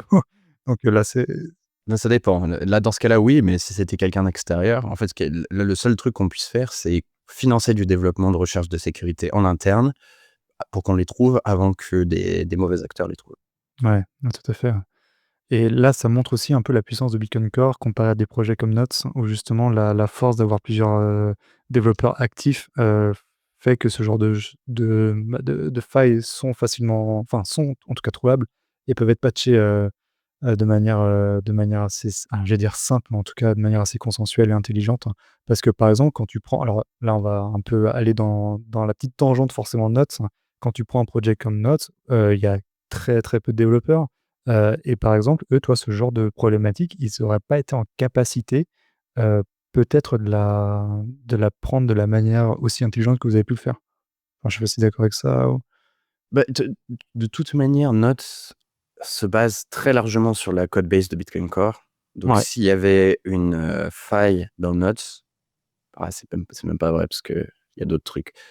Heu, S'il y avait une faille dans Notes, enfin, d'un côté, tu vois, donc Notes, en gros, c'est que Luc. C'est Luc qui prend le code de Bitcoin Core, qui fait plein de modifications sans que personne ne les ait jamais relues à plein de côtés critiques de la code base. Donc déjà, c'est une très mauvaise chose en soi. Mais lui, il serait plus à même de faire des patchs de sécurité parce qu'il y a personne qui relit son truc de toute manière. Tu vois, nous, lorsqu'on va faire un patch de sécurité, faut pas qu'il y ait un contributeur, peut-être novice qui est pas encore, au courant qu'en fait, on est en train de patcher une faille de sécurité, ou juste un contributeur d'une autre, partie de la code base qui n'est pas au courant, qui viennent, qui Mmh. lisent le code et ils disent: «Oh, mais pourquoi est-ce que tu changes je sais pas quoi, l'exception? Pourquoi est-ce que le code, renvoie plus d'exception à ce moment-là?» «Oh, parce que», et du coup, tu vois? Et Luc a pas ce problème parce que Luc push directement des changements sans que personne les relise. Donc le fait de publier un patch de sécurité serait peut-être même plus simple pour lui, je pense. Mmh. Après, ce qu'il y a, OK. c'est que c'est juste, tu sais, tu as toujours le côté protection de l'utilisateur, des développeurs eux-mêmes, et d'un point de vue sécurité, tu te protèges des développeurs et tu te protèges des «pirates», entre guillemets. Ça pourrait dire Mmh. d'utiliser des termes, de presse. Et pour te protéger des pirates, c'est peut-être plus simple d'avoir Mmh. le système de notes, mais ça veut dire que par contre, tu fais complètement confiance aux développeurs. Ouais, c'est Ce ça. qui n'est pas une chose que je recommande de faire dans le cas de Luc. Ouais, oui. D'accord. Bah, parlons un peu de ça là. Je pense qu'on va là, ça fait depuis à peu près 1 heure qu'on discute ensemble. On n'a même pas encore, touché du doigt cette controverse, Corv30 et et Notes. Donc je te propose, on va ouvrir une petite parenthèse à peu près, allez, on va dire 5-10 minutes, hein, pour qu'on en parle. Juste pour rappeler, justement cette controverse qu'on a eue, avec la version 30 de Bitcoin Core, avec justement cette suppression de la limite sur le up return et tout le drama shit show que ça a créé sur Twitter. Avec justement Luc Dash, qui lui, a sa contre, proposition à Bitcoin Core qui est Notes. Pour que les gens comprennent un peu le shit show que ça crée, hein, c'est que pendant très longtemps, Bitcoin Core représentait plus de 90 des nœuds. Maintenant, je crois, si je dis pas de bêtises, Notes, c'est à peu près 20-30. Donc on a quand même Notes qui a gagné un peu de terrain sur Bitcoin Core et est-ce que tu veux nous en parler et poser très rapidement un peu l'origine du problème, les critiques et heu et voilà, en fait, les et moi, je vais me faire l'avocat du diable aussi, hein. Je vais te poser les Ouais, questions, vas-y, mais vas-y, je te laisse, nous hésite présenter un pas. peu. Alors, Notes, déjà, c'est un projet qui est assez ancien, hein, de Luc. Je sais pas depuis combien de temps il a ça, mais il a toujours eu, ce projet alternatif d'un client Bitcoin, un full node Bitcoin, qui est basé sur Bitcoin Core, mais avec tous ces changements, de la sauce Luc. Donc ça a toujours été le cas. Ensuite, la controverse a été en premier en 2023 avec les inscriptions, où tu avais des gens qui ont commencé à utiliser le discount des transactions Segwit, d'une certaine manière pour stocker des images dans les transactions. En fait, ce qu'il y a, c'est que pour remettre le contexte, personne n'utilisait Bitcoin. Les blocs étaient très souvent à moitié vides. Mmh. Les frais de transaction étaient extrêmement bas. Il y avait juste aucune demande pour l'espace de bloc. Et des shitcoiners ont commencé à se dire bon, mais de toute façon, le block space, c'est gratuit sur Bitcoin. Nous, sur nos shitcoins, à l'époque, du coup, contexte Ethereum, c'était super cher. Le block space était super cher parce qu'ils étaient Ouais. tous en train de gamble sur leurs échanges décentralisés. Et, et du coup, ils se sont dit putain, mais sur Ethereum, quand on veut mettre nos JPEG, nos images, on doit mettre un lien parce qu'ils peuvent pas mettre l'image tout entière, ça coûte beaucoup trop cher. Et après, du coup, ils mettaient un lien vers un serveur. Et après, quand le serveur était off, bah, leur NFT, il disparaissait. Et du coup, ils se sont dit, putain, mais en fait, tous les bitcoiners, ils ont largement adopté Lightning. Beaucoup des paiements se font off-chain. Il y a beaucoup moins de transactions qui arrivent on-chain. L'espace de bloc est beaucoup moins cher. On va juste aller stocker nos JPEG là-bas. Et de toute façon, le, on a beaucoup plus de chances que Bitcoin soit toujours vivant d'ici 10 ans, d'ici 20 ans, que Ethereum. Donc d'un autre côté, ça a encore plus de valeur pour nous de foutre notre JPEG là-bas. Mmh. Comme ça, on le fout dans leur bloc et c'est presque gratuit et ça a beaucoup de valeur pour nous. Donc Il les se trouve que ordinals, du coup, les NFT, tout ça, hein, pour ceux c'est ça. qui avaient zappé, hein. Donc le gros truc des JPEG, c'est vraiment les inscriptions, qui est un type d'ordinal, je crois. Un type d'ordinal. Et du coup, ce qu'ils ont fait, c'est qu'ils ont commencé à foutre des JPEG dans les transactions et ils ont créé une hype. Et du coup, il y a eu beaucoup de gens qui ont commencé à s'échanger ces inscriptions-là. Donc, à générer pas mal de demandes pour l'espace de blocs sur Bitcoin. Et ça a suscité des réactions. Je pense que les réactions étaient de deux parties. Une qui était je pourrais qualifier de puritaine, qui était en mode Bitcoin n'est pas fait pour ça. Vous devriez pas faire ça. Et la deuxième qui était plutôt économique. Vous êtes en train de créer une hype, vous avez fait monter les frais de transaction et maintenant, moi, je peux plus faire mes transactions on-chain, pour pas cher comme je faisais avant. Mmh. Hem, du coup, heu, ces gens-là qui sont, révoltés contre cette utilisation de la chaîne, que personne apprécie pour être clair, hein, ont proposé d'avoir des changements de relais de transaction, pour que Bitcoin Core arrête de relayer les transactions qui avaient ces JPEG, enfin ces images dans les transactions. C'est très facilement détectable. C'est pas, enfin c'est vrai que c'est pas fait, enfin, Bitcoin n'est pas fait pour, tu vois? Genre, ils utilisent une manière à la con pour essayer de foutre une image dedans. C'est Mmh. Ouais. détectable et du coup, tu peux Ils ont même, enfin, Luc a écrit un patch pour Bitcoin Core, forcément parce qu'il l'a écrit pour Notes. Du coup, il a proposé que Bitcoin Core l'adopte pour dire ces transactions qui contiennent des images ne seront plus relayées par Bitcoin Core. Mais ce qu'il y a, c'est que c'est juste une instance de Bitcoin Core qui fait l'autruche. On va se planter la tête dans le sable, on va plus voir ces transactions avant qu'elles arrivent dans des blocs, mais on les verra toujours quand elles arrivent dans des blocs. Et ces gens-là, ils ont payé ensemble des dizaines ou des centaines de millions de dollars de frais de transaction. Les mineurs, ils vont les trouver. Hein. Ah bah bien sûr, Les mineurs, ils vont les trouver. S'ils veulent les millions de dollars, ils vont les trouver, les transactions. Et les utilisateurs, ils sont prêts à aller très loin vu qu'ils sont prêts à payer autant pour que ces transactions soient incluses. Par contre, ce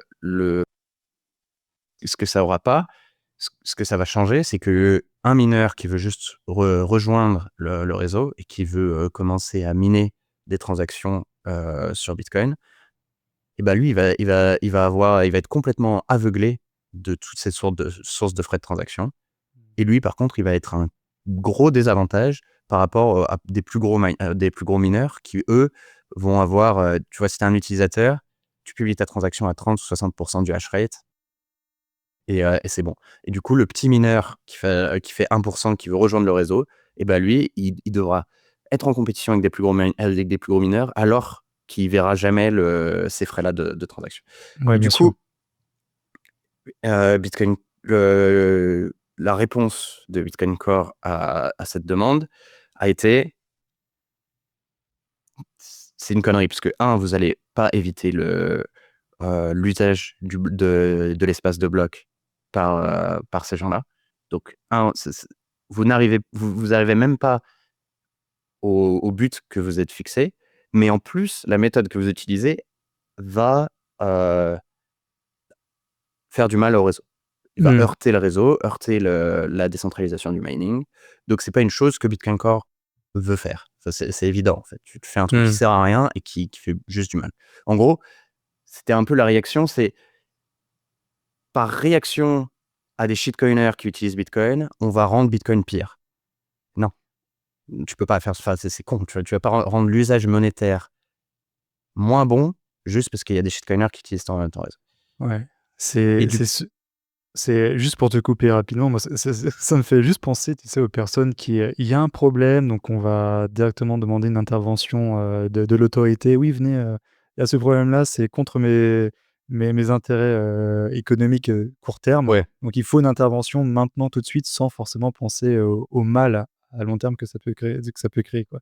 Ça me fait absolument. doucement rire, quoi. Donc c'est un peu, C'est tu vois, assez... on Ouais, en parle beaucoup, hein, chez les bitcoiners, tu sais, d'avoir une préférence temporelle assez basse, donc très tournée sur l'avenir. Et dans ce genre de situation, là, tu en as certains, c'est ultra focus sur le présent, sur les semaines qui viennent, et ils se rendent pas compte que ces états-là, ils sont temporaires, quoi, de facto. Et ça vaut pas le coup de faire des changements permanents absolument. sur Bitcoin. Le fait de... La grosse préférence temporelle, on la voit aujourd'hui dans leur mouvement qui s'est largement rétréci parce qu'ils sont en train de converger autour d'une proposition de changement de consensus. Donc là, on passe à un tout autre niveau qui est absolument, absolument débile, qui va absolument contre tout ce que Bitcoin représente. Et donc, c'est le pic court terme, moi. Et je suis assez déçu de voir qu'en 2025, il y a encore des gens qui voient Bitcoin comme ça. Parce Alors que que, quand tu parles de changement dans le consensus, tu parles des petites propositions qu'il y avait de Softwork ouais, par rapport. la D'accord, ok. proposition de software Ouais. qu'ils ont fait, qui n'est, pour être sûr de ne pas mal représenter les gens qui sont pour les changements de règles de relais de transaction, beaucoup d'entre eux ne sont pas d'accord avec le soft fork. Mais il y en a quand même un certain nombre qui poussent ce soft fork. Donc, ce qui va arriver, c'est qu'ils vont juste forker sur leur chaîne, s'ils le font. Moi, je pense qu'ils le feront jamais. Mais... Puis, je pense qu'ils vont s'ils le font, ils vont très vite revenir, je pense, parce qu'ils vont se retrouver. Enfin, toi, alors, et ça, j'ai écouté un podcast aussi il y a quelques jours avec Eric Casson, justement, où ça parlait de ce sujet-là. Je crois que c'était sur le Infinity Show avec Canute. Et du coup, il disait qu'en fait, l'époque des forks, c'est fini, en fait. Enfin, sur Bitcoin, il y aura tellement plus d'intérêt à le faire. Enfin, je sais pas ce que tu en penses, mais en fait, ce que tu peux en gagner maintenant, enfin, ça vaut quasiment plus, ça en vaut plus le prix, quoi. Tu veux dire des fork coins? Ouais, c'est ça, ouais. Euh, je sais pas. Ouais. Des gens comme Luc peuvent très bien réussir à convaincre. Ils ont bien réussi à convaincre pas mal de gens de trucs complètement fous sur le développeur de Bitcoin Core. Et bon, les croyances étaient un peu gratuites aussi de ce côté-là. Tu pouvais dire Ouais. n'importe quoi, tu vas juste insulter Bitcoin Core sur Twitter, ça te coûte rien. Fork sur une autre chaîne avec ton propre nœud où tu vas changer la définition de ta monnaie, ça va Ouais. coûter beaucoup plus. Ça va beaucoup plus t'inciter à être rationnel. Ouais, bien sûr, tout à fait, totalement. Et d'ailleurs, toi, le danger aussi que moi je vois avec cette bisbille, c'est que en fait, d'un côté, donc tu as Bitcoin Core, hein, donc tu as ce collectif, et de l'autre côté, tu as une personne, donc Luc. Et toi, et on en parlait tout à l'heure, la fragilité qu'a ce genre que peut avoir, toi, Notes, c'est justement d'avoir cette personnalité un peu trop déifiée en quelque sorte par les fans de Luc. Et le jour enfin, les gens risquent de tomber d'assez haut, quoi. Je pense que si jamais on se rend compte que le lieu n'est pas si parfait que ça. Et puis d'ailleurs, lui-même, d'ailleurs, j'en parle parce que moi, il y a un tweet qu'a publié Luc Dash, moi, auquel je repense là, où il disait qu'il en avait marre de revenir tous les 5-6 ans pour sauver Bitcoin. Et en fait, alors, ce mec-là, toi, je le connais beaucoup, beaucoup moins que toi, tout ça, mais la manière dont moi je le vois en tant que pleb moyen sur X, je me dis que le gars a quand même un tout petit ego qui est assez mal placé, quoi. Mais Un sacré ego, ouais. ouais. Bah, t'es obligé pour faire pour créer un mouvement de culte pareil, t'es obligé d'avoir un ego de fou. Mmh. Je sais pas comment est-ce que tu pourrais continuer sinon. Tu sais, Ah j'ai bah oui, toujours bien sûr. je suis embarrassé pour lui, moi, quand il est live, fait ses trucs et tout. Comment tu fais pour vivre avec toi-même? Et, et oui, je suis d'accord avec toi pour le fait que ils ont déifié sa personnalité. Je pense en fait ce qu'il y a, c'est que tu les laisses juste et dans 6 mois, il y aura une bagarre interne aussi avec, parce que Luc sera parti sur une autre de ses croisades et que, cette fois la moitié de leur mouvement, sera pas en faveur. Hem, mais oui, enfin je sais pas, toutes les informations sont sur lui, sont publiques, hein. Il est Mmh. assez ouvert sur tout ce qu'il dit, il croit que l'État doit être tout puissant en imposant la religion. Il croit que, hem, il croit forcément à la peine de mort. Il croit que être gay, c'est pire que de tuer quelqu'un. Il croit que bah, Ah, les bitcoiners sont de sacrés personnages des fois et mais lui, c'en est un certain, quoi. Ça, c'est clair. De toute façon, là, il y a eu, l'événement à Lugano il y a quelques semaines là où quand tu voyais un peu les retours de l'événement, entre des personnalités comme Todd, comme Luke Dash, tout ça, enfin, tu te dis: «Mais des fois, c'est un sacré cirque, hein». Enfin bref. Ah lui juste aussi c'est un sacré ah beh, personnage. oui, voilà, ouais, oui, voilà, ouais, donc Non, c'est pas pour dire que forcément dans leur camp, hein. Mais ouais. quand même, enfin, Ouais, enfin, de toute façon, on va pas épiloguer sur ces cas-là. Juste, moi, je vais juste quand même te poser, je pense, 2 petites questions pour me faire un peu l'avocat du diable là-dessus. C'est, d'une, le fait d'avoir comme ça des inscriptions de données non monétaires sur la main chain, est-ce que c'est pas contraire justement à ce que doit être Bitcoin, c'est-à-dire un réseau de pair à pair, d'échanges monétaires, transactions, ça, c'est un peu l'argument principal qu'on va retrouver, hein. C'est oui, il faut filtrer les spams, il faut empêcher l'inscription de données qui ne sont pas monétaires parce que ça vient polluer la main chain, ça vient augmenter la taille des blocs, donc du coup, ça rend aussi la capacité des gens à run un node, enfin un nœud, beaucoup plus difficile parce que du coup, la main chain, elle augmente de taille de plus en non, ça c'est pas plus. voilà, la limite des tailles des blocs, on a eu déjà des gros débats autour de ça il y a 10 ans. La taille des blocs est limitée, donc qu'elle soit utilisée par des transactions monétaires ou par des shitcoins, c'est pareil. D'accord, OK. Donc c'est pas une ressource qui va être rare et la validation des transactions de shitcoin est plus faible en général que le coût de validation des transactions monétaires normales. Donc il y a leur utilisation de la chaîne est pas très rationnelle parce que faire une transaction de shitcoin qui va foutre une image énorme sur la chaîne, ça va coûter 100 fois le prix d'une transaction monétaire normale.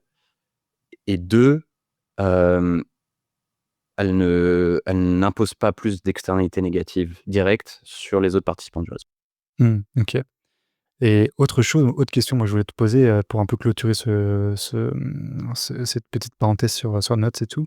Il y a une chose, moi, j'aimerais bien avoir ton avis là-dessus. Qu'est-ce que tu penses, toi, des personnes qui justement sont pour l'inscription de données non monétaires sur la chaîne? Parce que ça fait aussi partie des qualités que peut avoir Bitcoin, c'est-à-dire qu'on peut horodater, authentifier des données qui peuvent être autres que des BTC, comme des contrats, ce genre de choses, pour en assurer en fait l'authenticité dans le temps, de manière immuable. Et qu'est-ce que tu en penses de ça, quoi? D'ailleurs, est-ce que c'est à faire sur la chaîne même, la main chain? Est-ce qu'il faut développer ça plutôt en layer 2?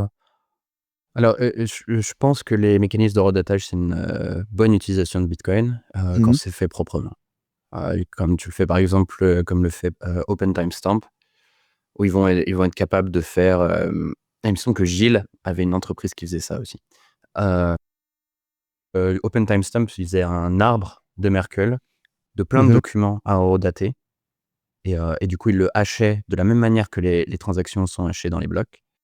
Et ils envoyaient juste un hash sur Bitcoin. Et du coup, ça te permettait juste 32 octets. C'est genre 500 fois plus petit que les images que certains shitcoiners foutent sur Bitcoin.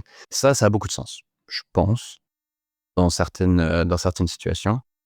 Je pense que les inscriptions d'autres données, j'ai pas vraiment vu l'intérêt. Il y a peut-être ensuite, dans le futur, peut-être des gens qui utiliseront l'espace pour mettre des preuves, je sais pas comment le dire en français, des preuves zero knowledge. Donc ça qui peuvent être assez larges. Donc ça, faudra voir parce que ça risque de peut-être poser des problèmes à inciter des transactions trop larges. On veut pas inciter des transactions trop larges, on préfère des transactions plus petites pour des raisons techniques. Des raisons techniques de construction des blocs, pas parce qu'elles coûtent plus cher à valider ou quoi que ce soit. Je pense que les métaprotocoles peuvent être potentiellement un problème pour des questions de MEV, de Miner Extracted Value. On veut que les mineurs, pour avoir une compétition la plus fair possible entre les mineurs, on veut que les mineurs soient intéressés uniquement par des frais de transaction en Bitcoin et pas par des frais de transaction en shitcoin. Parce que si ça devient le cas, eh bien, tu peux avoir une partie du revenu des mineurs qui peut être contrôlé par une certaine entité qui a généré son shitcoin ou quoi que ce soit. Ça, c'est un problème pour la décentralisation du mining. C'est inévitable aussi. Par exemple, tu vois, les ordinals, ce qu'ils ont fait, c'est juste aucune inscription de données, seulement certaines transactions avec un certain pattern veulent dire à ces nodes qui sont en guillemets ordinal aware qu'ils ont cette nouvelle sémantique. Ah, mais c'est peut-être ça qu'il disait. Ces nouveaux coins ont une sémantique particulière. Par exemple, ils sont rares. C'était la hype des rare sats. Et ça, tu peux juste pas, en fait. S'il y a une sous-partie des utilisateurs de Bitcoin qui veulent halluciner des nouvelles règles autour du protocole, eh ben, tu peux pas les empêcher d'halluciner ces règles-là. Ça peut avoir des problèmes si c'est fait très largement par tous les autres utilisateurs du réseau que toi. Ouais, je sais, désolé, il y a beaucoup de nuances avec le mais sujet, je pense. il y a beaucoup de choses. Et pour ceux qui écoutent, moi je conseille aussi d'aller écouter l'épisode que j'ai fait avec Nicolas Cantu. On a fait un épisode de 2 heures justement sur Bitcoin Core et Notes, où justement à la fin de l'épisode, on parlait de ce dont tu viens de parler, justement quel type d'inscription on peut raisonnablement faire en fait sur Bitcoin. Est-ce qu'on doit faire ça sur la main chain, la sémantique? Est-ce qu'il ne faut pas passer sur un autre niveau, comme tu l'as dit, quoi. Donc il y a plein de sujets de discussion qui sont mine de rien extrêmement intéressants sur tout ça. Et est-ce que tu avais peut-être toi une dernière chose à rajouter là-dessus, ou est-ce qu'on peut, tu penses... Ah, d'ailleurs, moi juste une question que je voulais te poser, puis je pense qu'on va... Parce que j'ai écouté moi le podcast, l'excellent podcast que tu as fait avec What Beacon Did le 15 octobre dernier. Donc j'invite tout le monde aussi à aller l'écouter. Je le mettrai en lien dans la description du podcast et de la vidéo.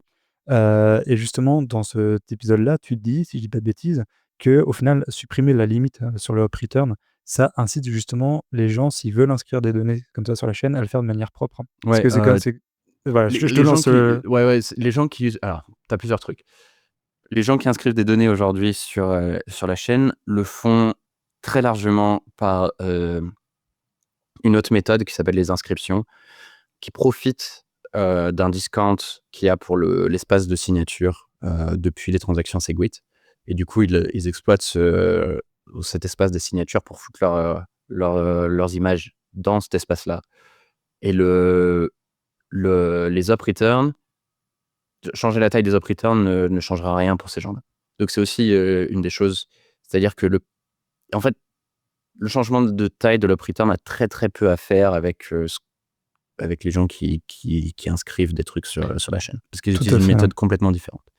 Après, il y a certains usages, certaines personnes qui ont besoin d'utiliser l'espace de non-signature, donc l'espace des outputs de transactions, pour inscrire des données. Et du coup, ces gens-là, lorsqu'ils en ont besoin, utilisaient jusque-là des faux outputs, donc avec des fausses clés publiques qu'on ne peut pas différencier et du coup qu'on est obligé de garder dans l'état du système qui s'appelle l'UTXO7 pour toujours, parce qu'ils ne seront jamais dépensés. On sait on peut voir par le pattern d'utilisation qu'ils ne seront jamais dépensés, mais on ne peut pas savoir de sûr. Et du coup, tous les full nodes sont obligés de garder ça D'accord. dans leur état et d'utiliser l'up return. Ça permet d'éviter ça pour ceux qui souhaitent le faire.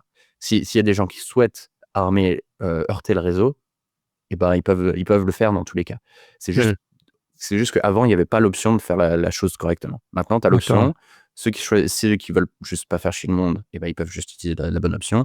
Ceux qui veulent faire chier le monde, on a des vraies règles, les règles de consensus, qui limitent les dommages que peuvent faire des adversaires au réseau. D'accord, ok.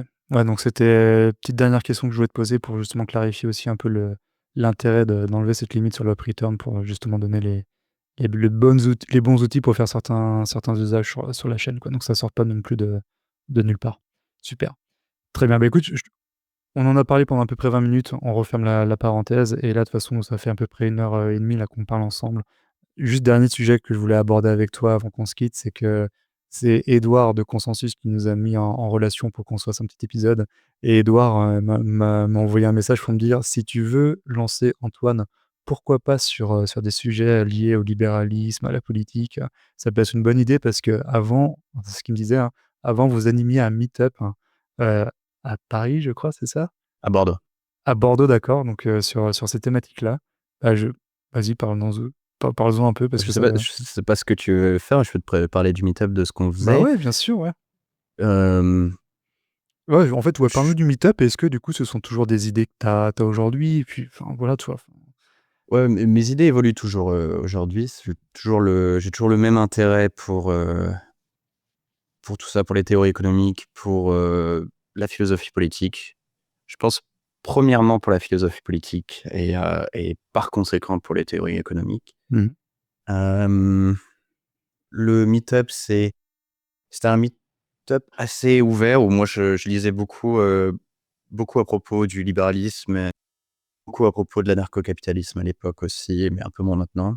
Que j'aime bien débattre, je crois, de sujets intéressants, pas de core versus nuts, de vrais sujets. Ok. Et du coup, je cherchais des gens pour venir à mes meet-up et parler de discussions politiques, mais pas de discussions politiques sur qu'est-ce que va faire Emmanuel Macron la semaine Oui, prochaine, mais on s'en plus fout, ça. d'idéologie et de comment structurer une société. Et du coup, je voulais la cristalliser plutôt autour des théories libérales. Et j'avais commencé à faire ça un peu comme un club de lecture. En fait, je me ramenais avec des livres. J'avais une grosse bibliothèque de livres sur le libéralisme.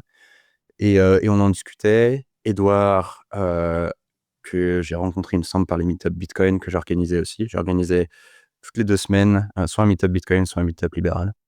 Donc, il y avait Super. un meet-up toutes les 2 semaines. C'est un bon Et combo, ça, je trouve. Enfin, je pensais aussi, ouais, mais j'ai pas eu énormément de succès. Le meet-up d'accord. Bitcoin avait beaucoup plus de succès. Ah oui.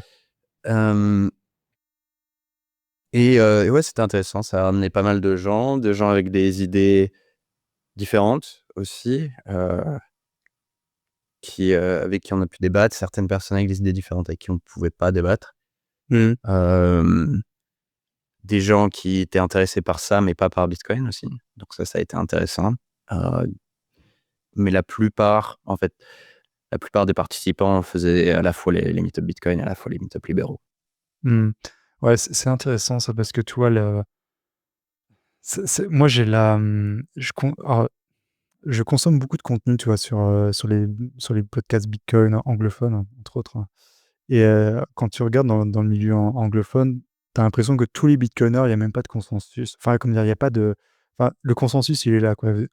Si tu es anglophone et que tu es bitcoiner, tu es un libéral. Tu es un libéral au sens, Il y a pas mal d'anarchistes, hein, d'anarchistes de gauche. ouais, alors déjà, en tout cas, tu étais défiant vis-à-vis de l'État, il y en a beaucoup Oui. parmi les bitcoiners anglophones qui sont assez familiers avec l'école autrichienne d'économie, tu vois? Enfin, tu vois, il y a c'est assez prégnant, je trouve, dans le milieu anglophone. Tu l'as beaucoup moins, je pense, enfin, je trouve, en France. Donc ça, c'est assez intéressant d'avoir ce pont-là qui est, enfin, moi, je trouve, en tout cas, tout à fait naturel. Et toi, par exemple, là, toi, quel est le lien, toi, naturel que tu fais, par exemple, entre le libéralisme, entre Bitcoin? Est-ce que c'est la théorie monétaire? Est-ce que c'est la théorie, la liberté individuelle, la souveraineté? Qu'est-ce que tu trouves on va dire, chez les libéraux que tu aimes bien dans Bitcoin comme? Ouais, non, c'est pas vraiment la théorie monétaire, c'est vraiment plutôt le choix volontaire d'utiliser D'accord. ce que tu souhaites, c'est d'être libre de le faire. Et tu as aussi l'aspect très pratique de Bitcoin en qui met en réalité les possibilités réelles de faire quelque chose plutôt que Mmh. d'avoir, des droits théoriques. Ouais, c'est ça, c'est le marché, quoi. C'est un peu cette vision, tu sais, du marché libre comme une sorte d'octogone de MMA, quoi. C'est-à-dire que tu mets tout le monde dans l'octogone et un peu c'est le meilleur qui va en ressortir parce que c'est lui qui aura qui sera un peu sélectionné par le marché en quelque sorte, quoi. Et tout à l'heure, tu parlais de philosophie politique, là, tu parles un peu aussi de cette liberté que peuvent avoir les gens à utiliser leur propre enfin, le moyen d'échange qui semble être le meilleur pour eux. Là, forcément, tu peux pas penser enfin, tu ne peux pas ne pas penser à Friedrich Hayek. Je sais pas si tu es familier avec sa théorie de la libre concurrence des monnaies, sur le marché, J'ai pas encore lu le livre, ouais, parce que c'est un des plus durs à lire. J'ai lu les autres, mais j'ai pas encore lu celui-ci. ouais. Un des participants de mon meet-up libéral était fan. Ouais, je te conseille de le lire parce qu'il y a c'est intéressant justement de laisser, le marché comme ça converger vers la monnaie qui semble être la meilleure pour lui, quoi. Puis après c'est un peu la théorie autrichienne de l'émergence de la monnaie, hein, de toute façon qui reprend dans cette thèse-là, un peu de manière différente parce que c'est Hayek, mais grosso modo ça reprend un peu la lignée de Karl Menger sur l'émergence de la monnaie où justement les individus sur le marché vont sélectionner, bah, le meilleur intermédiaire d'échange et quand les individus sont libres, ils vont naturellement converger vers l'intermédiaire qui sera le plus, facilement échangeable, quoi. Et enfin moi, toi, ce qui m'intéresse, moi, quand je fais aussi ces parallèles-là entre Bitcoin et les idées libérales, c'est un peu comment, par la pratique, les idées libérales seront ou non validées, quoi. Pas sûr, parce que c'est juste un système, le Bitcoin, tu vois? Il y a plein après peut-être que je suis surexposé à toutes les manières dans laquelle Bitcoin peut faillir, mais je pense qu'il y a je pense que les idées libérales ont déjà été largement validées. Mmh. Donc je pense pas qu'il y ait besoin de Bitcoin pour les revalider. Je pense que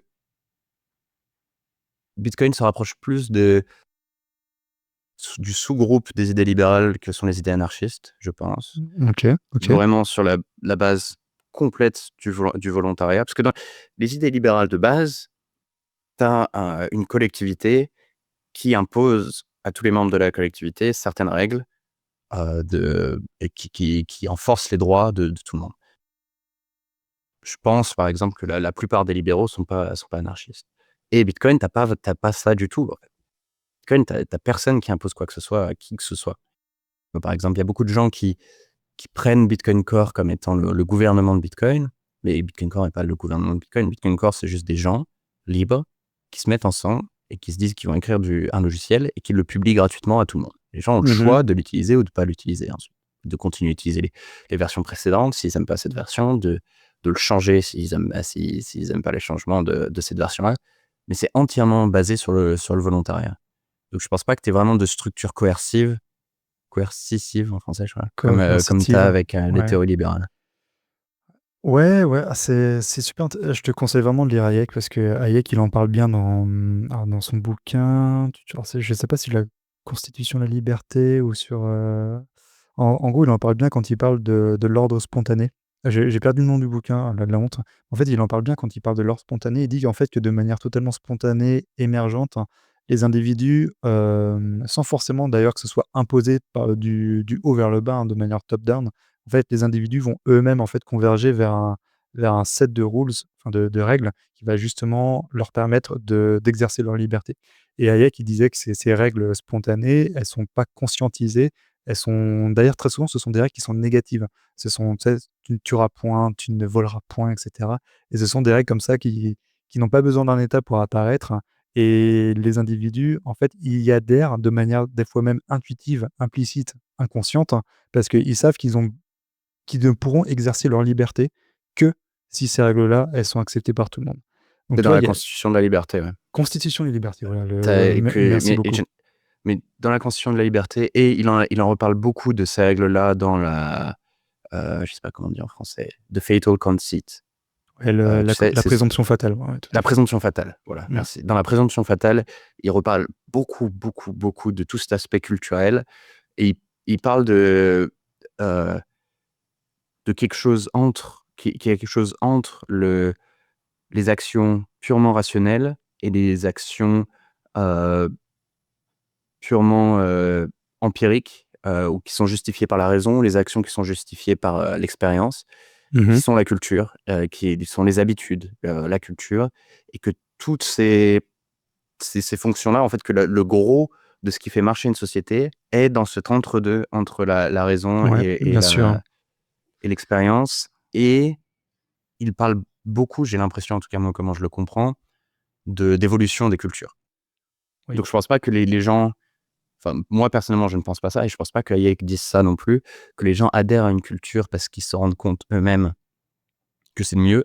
C'est juste que certaines cultures s- arrivent spontanément, il y en a d'autres, et il y en a qui continuent à vivre. Je pense que c'est pas pour rien, par exemple, qu'il y a, c'est quoi, il y a 2 milliards ou 3 milliards de croyants sur Terre.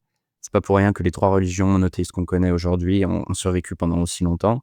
C'est que peut-être qu'il y a des mauvaises choses dans chacune, je pense qu'il y en a, Oui, bien sûr. mais que le gros des règles qu'il crée, et de la culture qu'il crée, permet aux sociétés de se reproduire. Tout à fait, ouais. De toute façon, comment dire? Ce sont des règles, des morales, une éthique qui a traversé les siècles, c'est qu'elles ont de facto en elles quelque chose de bon, qui est validé par les individus. Sinon, les individus les auraient dégagés ou les auraient fait évoluer. Et ça, je sais que cette année, donc en 2025, au BEF, donc au Bitcoin Economic Forum, j'avais fait une présentation justement sur un peu cette thématique-là, comme quoi les individus, sur beaucoup de sujets, dont la monnaie, le système bancaire, tout ça, mais pas que, ils ont de manière intuitive la bonne approche. Et là, on parlait de Hayek qui avait très bien senti ça parce que lui, il a développé tout un pan sur la connaissance tacite, intuitive, qui n'est pas forcément verbalisée, formalisée par les individus, mais qui est quand même comprise, hein, d'une certaine manière. Et il y a un autre auteur que beaucoup d'économistes autrichiens ont lu et adoré, je sais, Rothbard, Ludwig von Mises, c'est Emmanuel Kant. Si jamais ça t'intéresse, moi je te conseille de lire un peu la vision qu'avait Kant de la loi morale et rationnelle, parce que justement c'est super intéressant. C'est la même vision en fait, la morale kantienne qu'on retrouve un peu en économie autrichienne, de cette morale qui est pas forcément imposée, mais qui est universellement acceptée. Ah, Parce que je suis pas fan de Rothbard, alors je crois que je vais pas aimer Kant. ouais, alors Rothbard, c'est pas non plus mon favori, hein, pour ceux qui écoutent, un Rothbard, c'est le premier, enfin, c'est la dernière génération des économistes autrichiens, c'est celui en fait qui va porter à sa conclusion un peu ultime, hein, le courant autrichien, donc vers l'anarcho-capitalisme. Moi, je suis pas anarchap, hein, mais c'est pas non plus mon favori, mais lui, il a l'avantage dans certains de ses écrits de faire un peu la synthèse. Et sur cette question-là, il synthétise bien ce qu'a pu écrire par exemple Mises avant lui, quoi. Juste pour rebondir sur ce que tu as dit avant, tu Ouais, avais dit vas-y. que pour les cultures qui sélectionnent ce qui marche pour les individus, je crois que ça sélectionne plus ce qui marche pour les collectifs. Parce qu'on a quand même plein d'exemples de cultures qui se sont transmises à travers les âges, qui étaient assez exploitatives pour certains individus du groupe. Mais tant que le groupe continuait de vivre, bah, la culture continue d'exister. Du coup, c'est pas forcément une bonne chose, je pense, pour les individus, mais il y a des choses à prendre, je pense. Et ouais, c'était Ouais, juste pour ça. ouais. Alors là encore, toi, je me fais juste l'avocat du diable une dernière fois sur ça. J'ai, il y a un livre, un tout petit livre de Ludwig von Mises qui est La mentalité anticapitaliste, hein, que je, que je te conseille de lire parce qu'en fait, dans ce bouquin-là, il va détailler pourquoi les gens, les individus, des fois, ils préfèrent vivre dans des sociétés totalement inégalitaires, parfois même de manière héréditaire, plutôt que d'être confrontés à la liberté du marché et du coup à leur propre médiocrité, toi, dans la liberté. Et du coup, tu vois, dans ce livre-là, il va dire en fait, oui, mais si certaines sociétés totalement inégalitaires ont perduré aussi longtemps, c'est parce que les individus, en fait, eux-mêmes sont un peu feignants et ils préféraient en fait que leur médiocrité soit validée par une sorte de fait que, bah, de toute façon, ils y pouvaient rien. Ils étaient nés dans cette condition sociale-là. Quoi qu'ils pouvaient faire, ils pouvaient pas s'élever et puis voilà. C'est petit conseil de lecture, je sais pas. Je prends tout conseil de lecture, mais je trouve que la justification est un petit peu, Ah oui, c'est comment c'est dire? tiré. Self-serving, on dit en anglais. Oui, bah, totalement, ouais, totalement, mais c'est un take que j'ai trouvé intéressant, en tout cas. Parce que c'est vrai que le marché libre, la liberté, c'est bien parce que ça pousse les gens à aller vers les activités qui les intéressent le plus, à s'accomplir dans les activités dans lesquelles ils sont les plus productifs. Et par contre, la liberté, le marché libre, il a aussi ce côté négatif, d'être un miroir assez sévère, sur soi-même et sur la valeur réelle qu'on a en fait, qu'on a en fait sur le marché, comparé d'ailleurs à la valeur réelle qu'on s'auto-attribue, qui est des fois surévaluée, quoi. Donc il y a un peu ces 2 pendants. Ouais, c'est tout tu toujours un rappel à la réalité. Mais tiens, cette discussion me pose une question. Tu as suivi un peu ce que fait Milei en Argentine ou pas? Alors, au début, oui, un peu moins depuis, quelques semaines, quelques mois. Est-ce que tu avais une question particulière? Bon, pour avoir un update, j'ai pas trop suivi, je Non, suis au courant. j'ai pas d'update trop à te dire là-dessus. Moi, je sais qu'au début, j'étais très intéressé par Millet parce que Millet, il était justement, on en parlait tout à l'heure, très, très grand. Il est toujours un très, très grand lecteur de Friedrich Hayek et de certains économistes autrichiens et il avait dit avant sa prise de pouvoir, c'était quoi? Novembre 2023, décembre 2023, qu'il allait, justement fermer la banque centrale, qu'il allait, pourquoi pas introduire aussi une libre concurrence des monnaies avec la capacité pour les Argentins d'utiliser justement, la monnaie qu'ils veulent. Pourquoi pas payer ton loyer en bitcoin, tu vois, par exemple? Et au final, bah, en fait, je pense que Millet, moi, la manière dont je vois les choses, il s'est un peu confronté aussi à la réalité du monde actuel.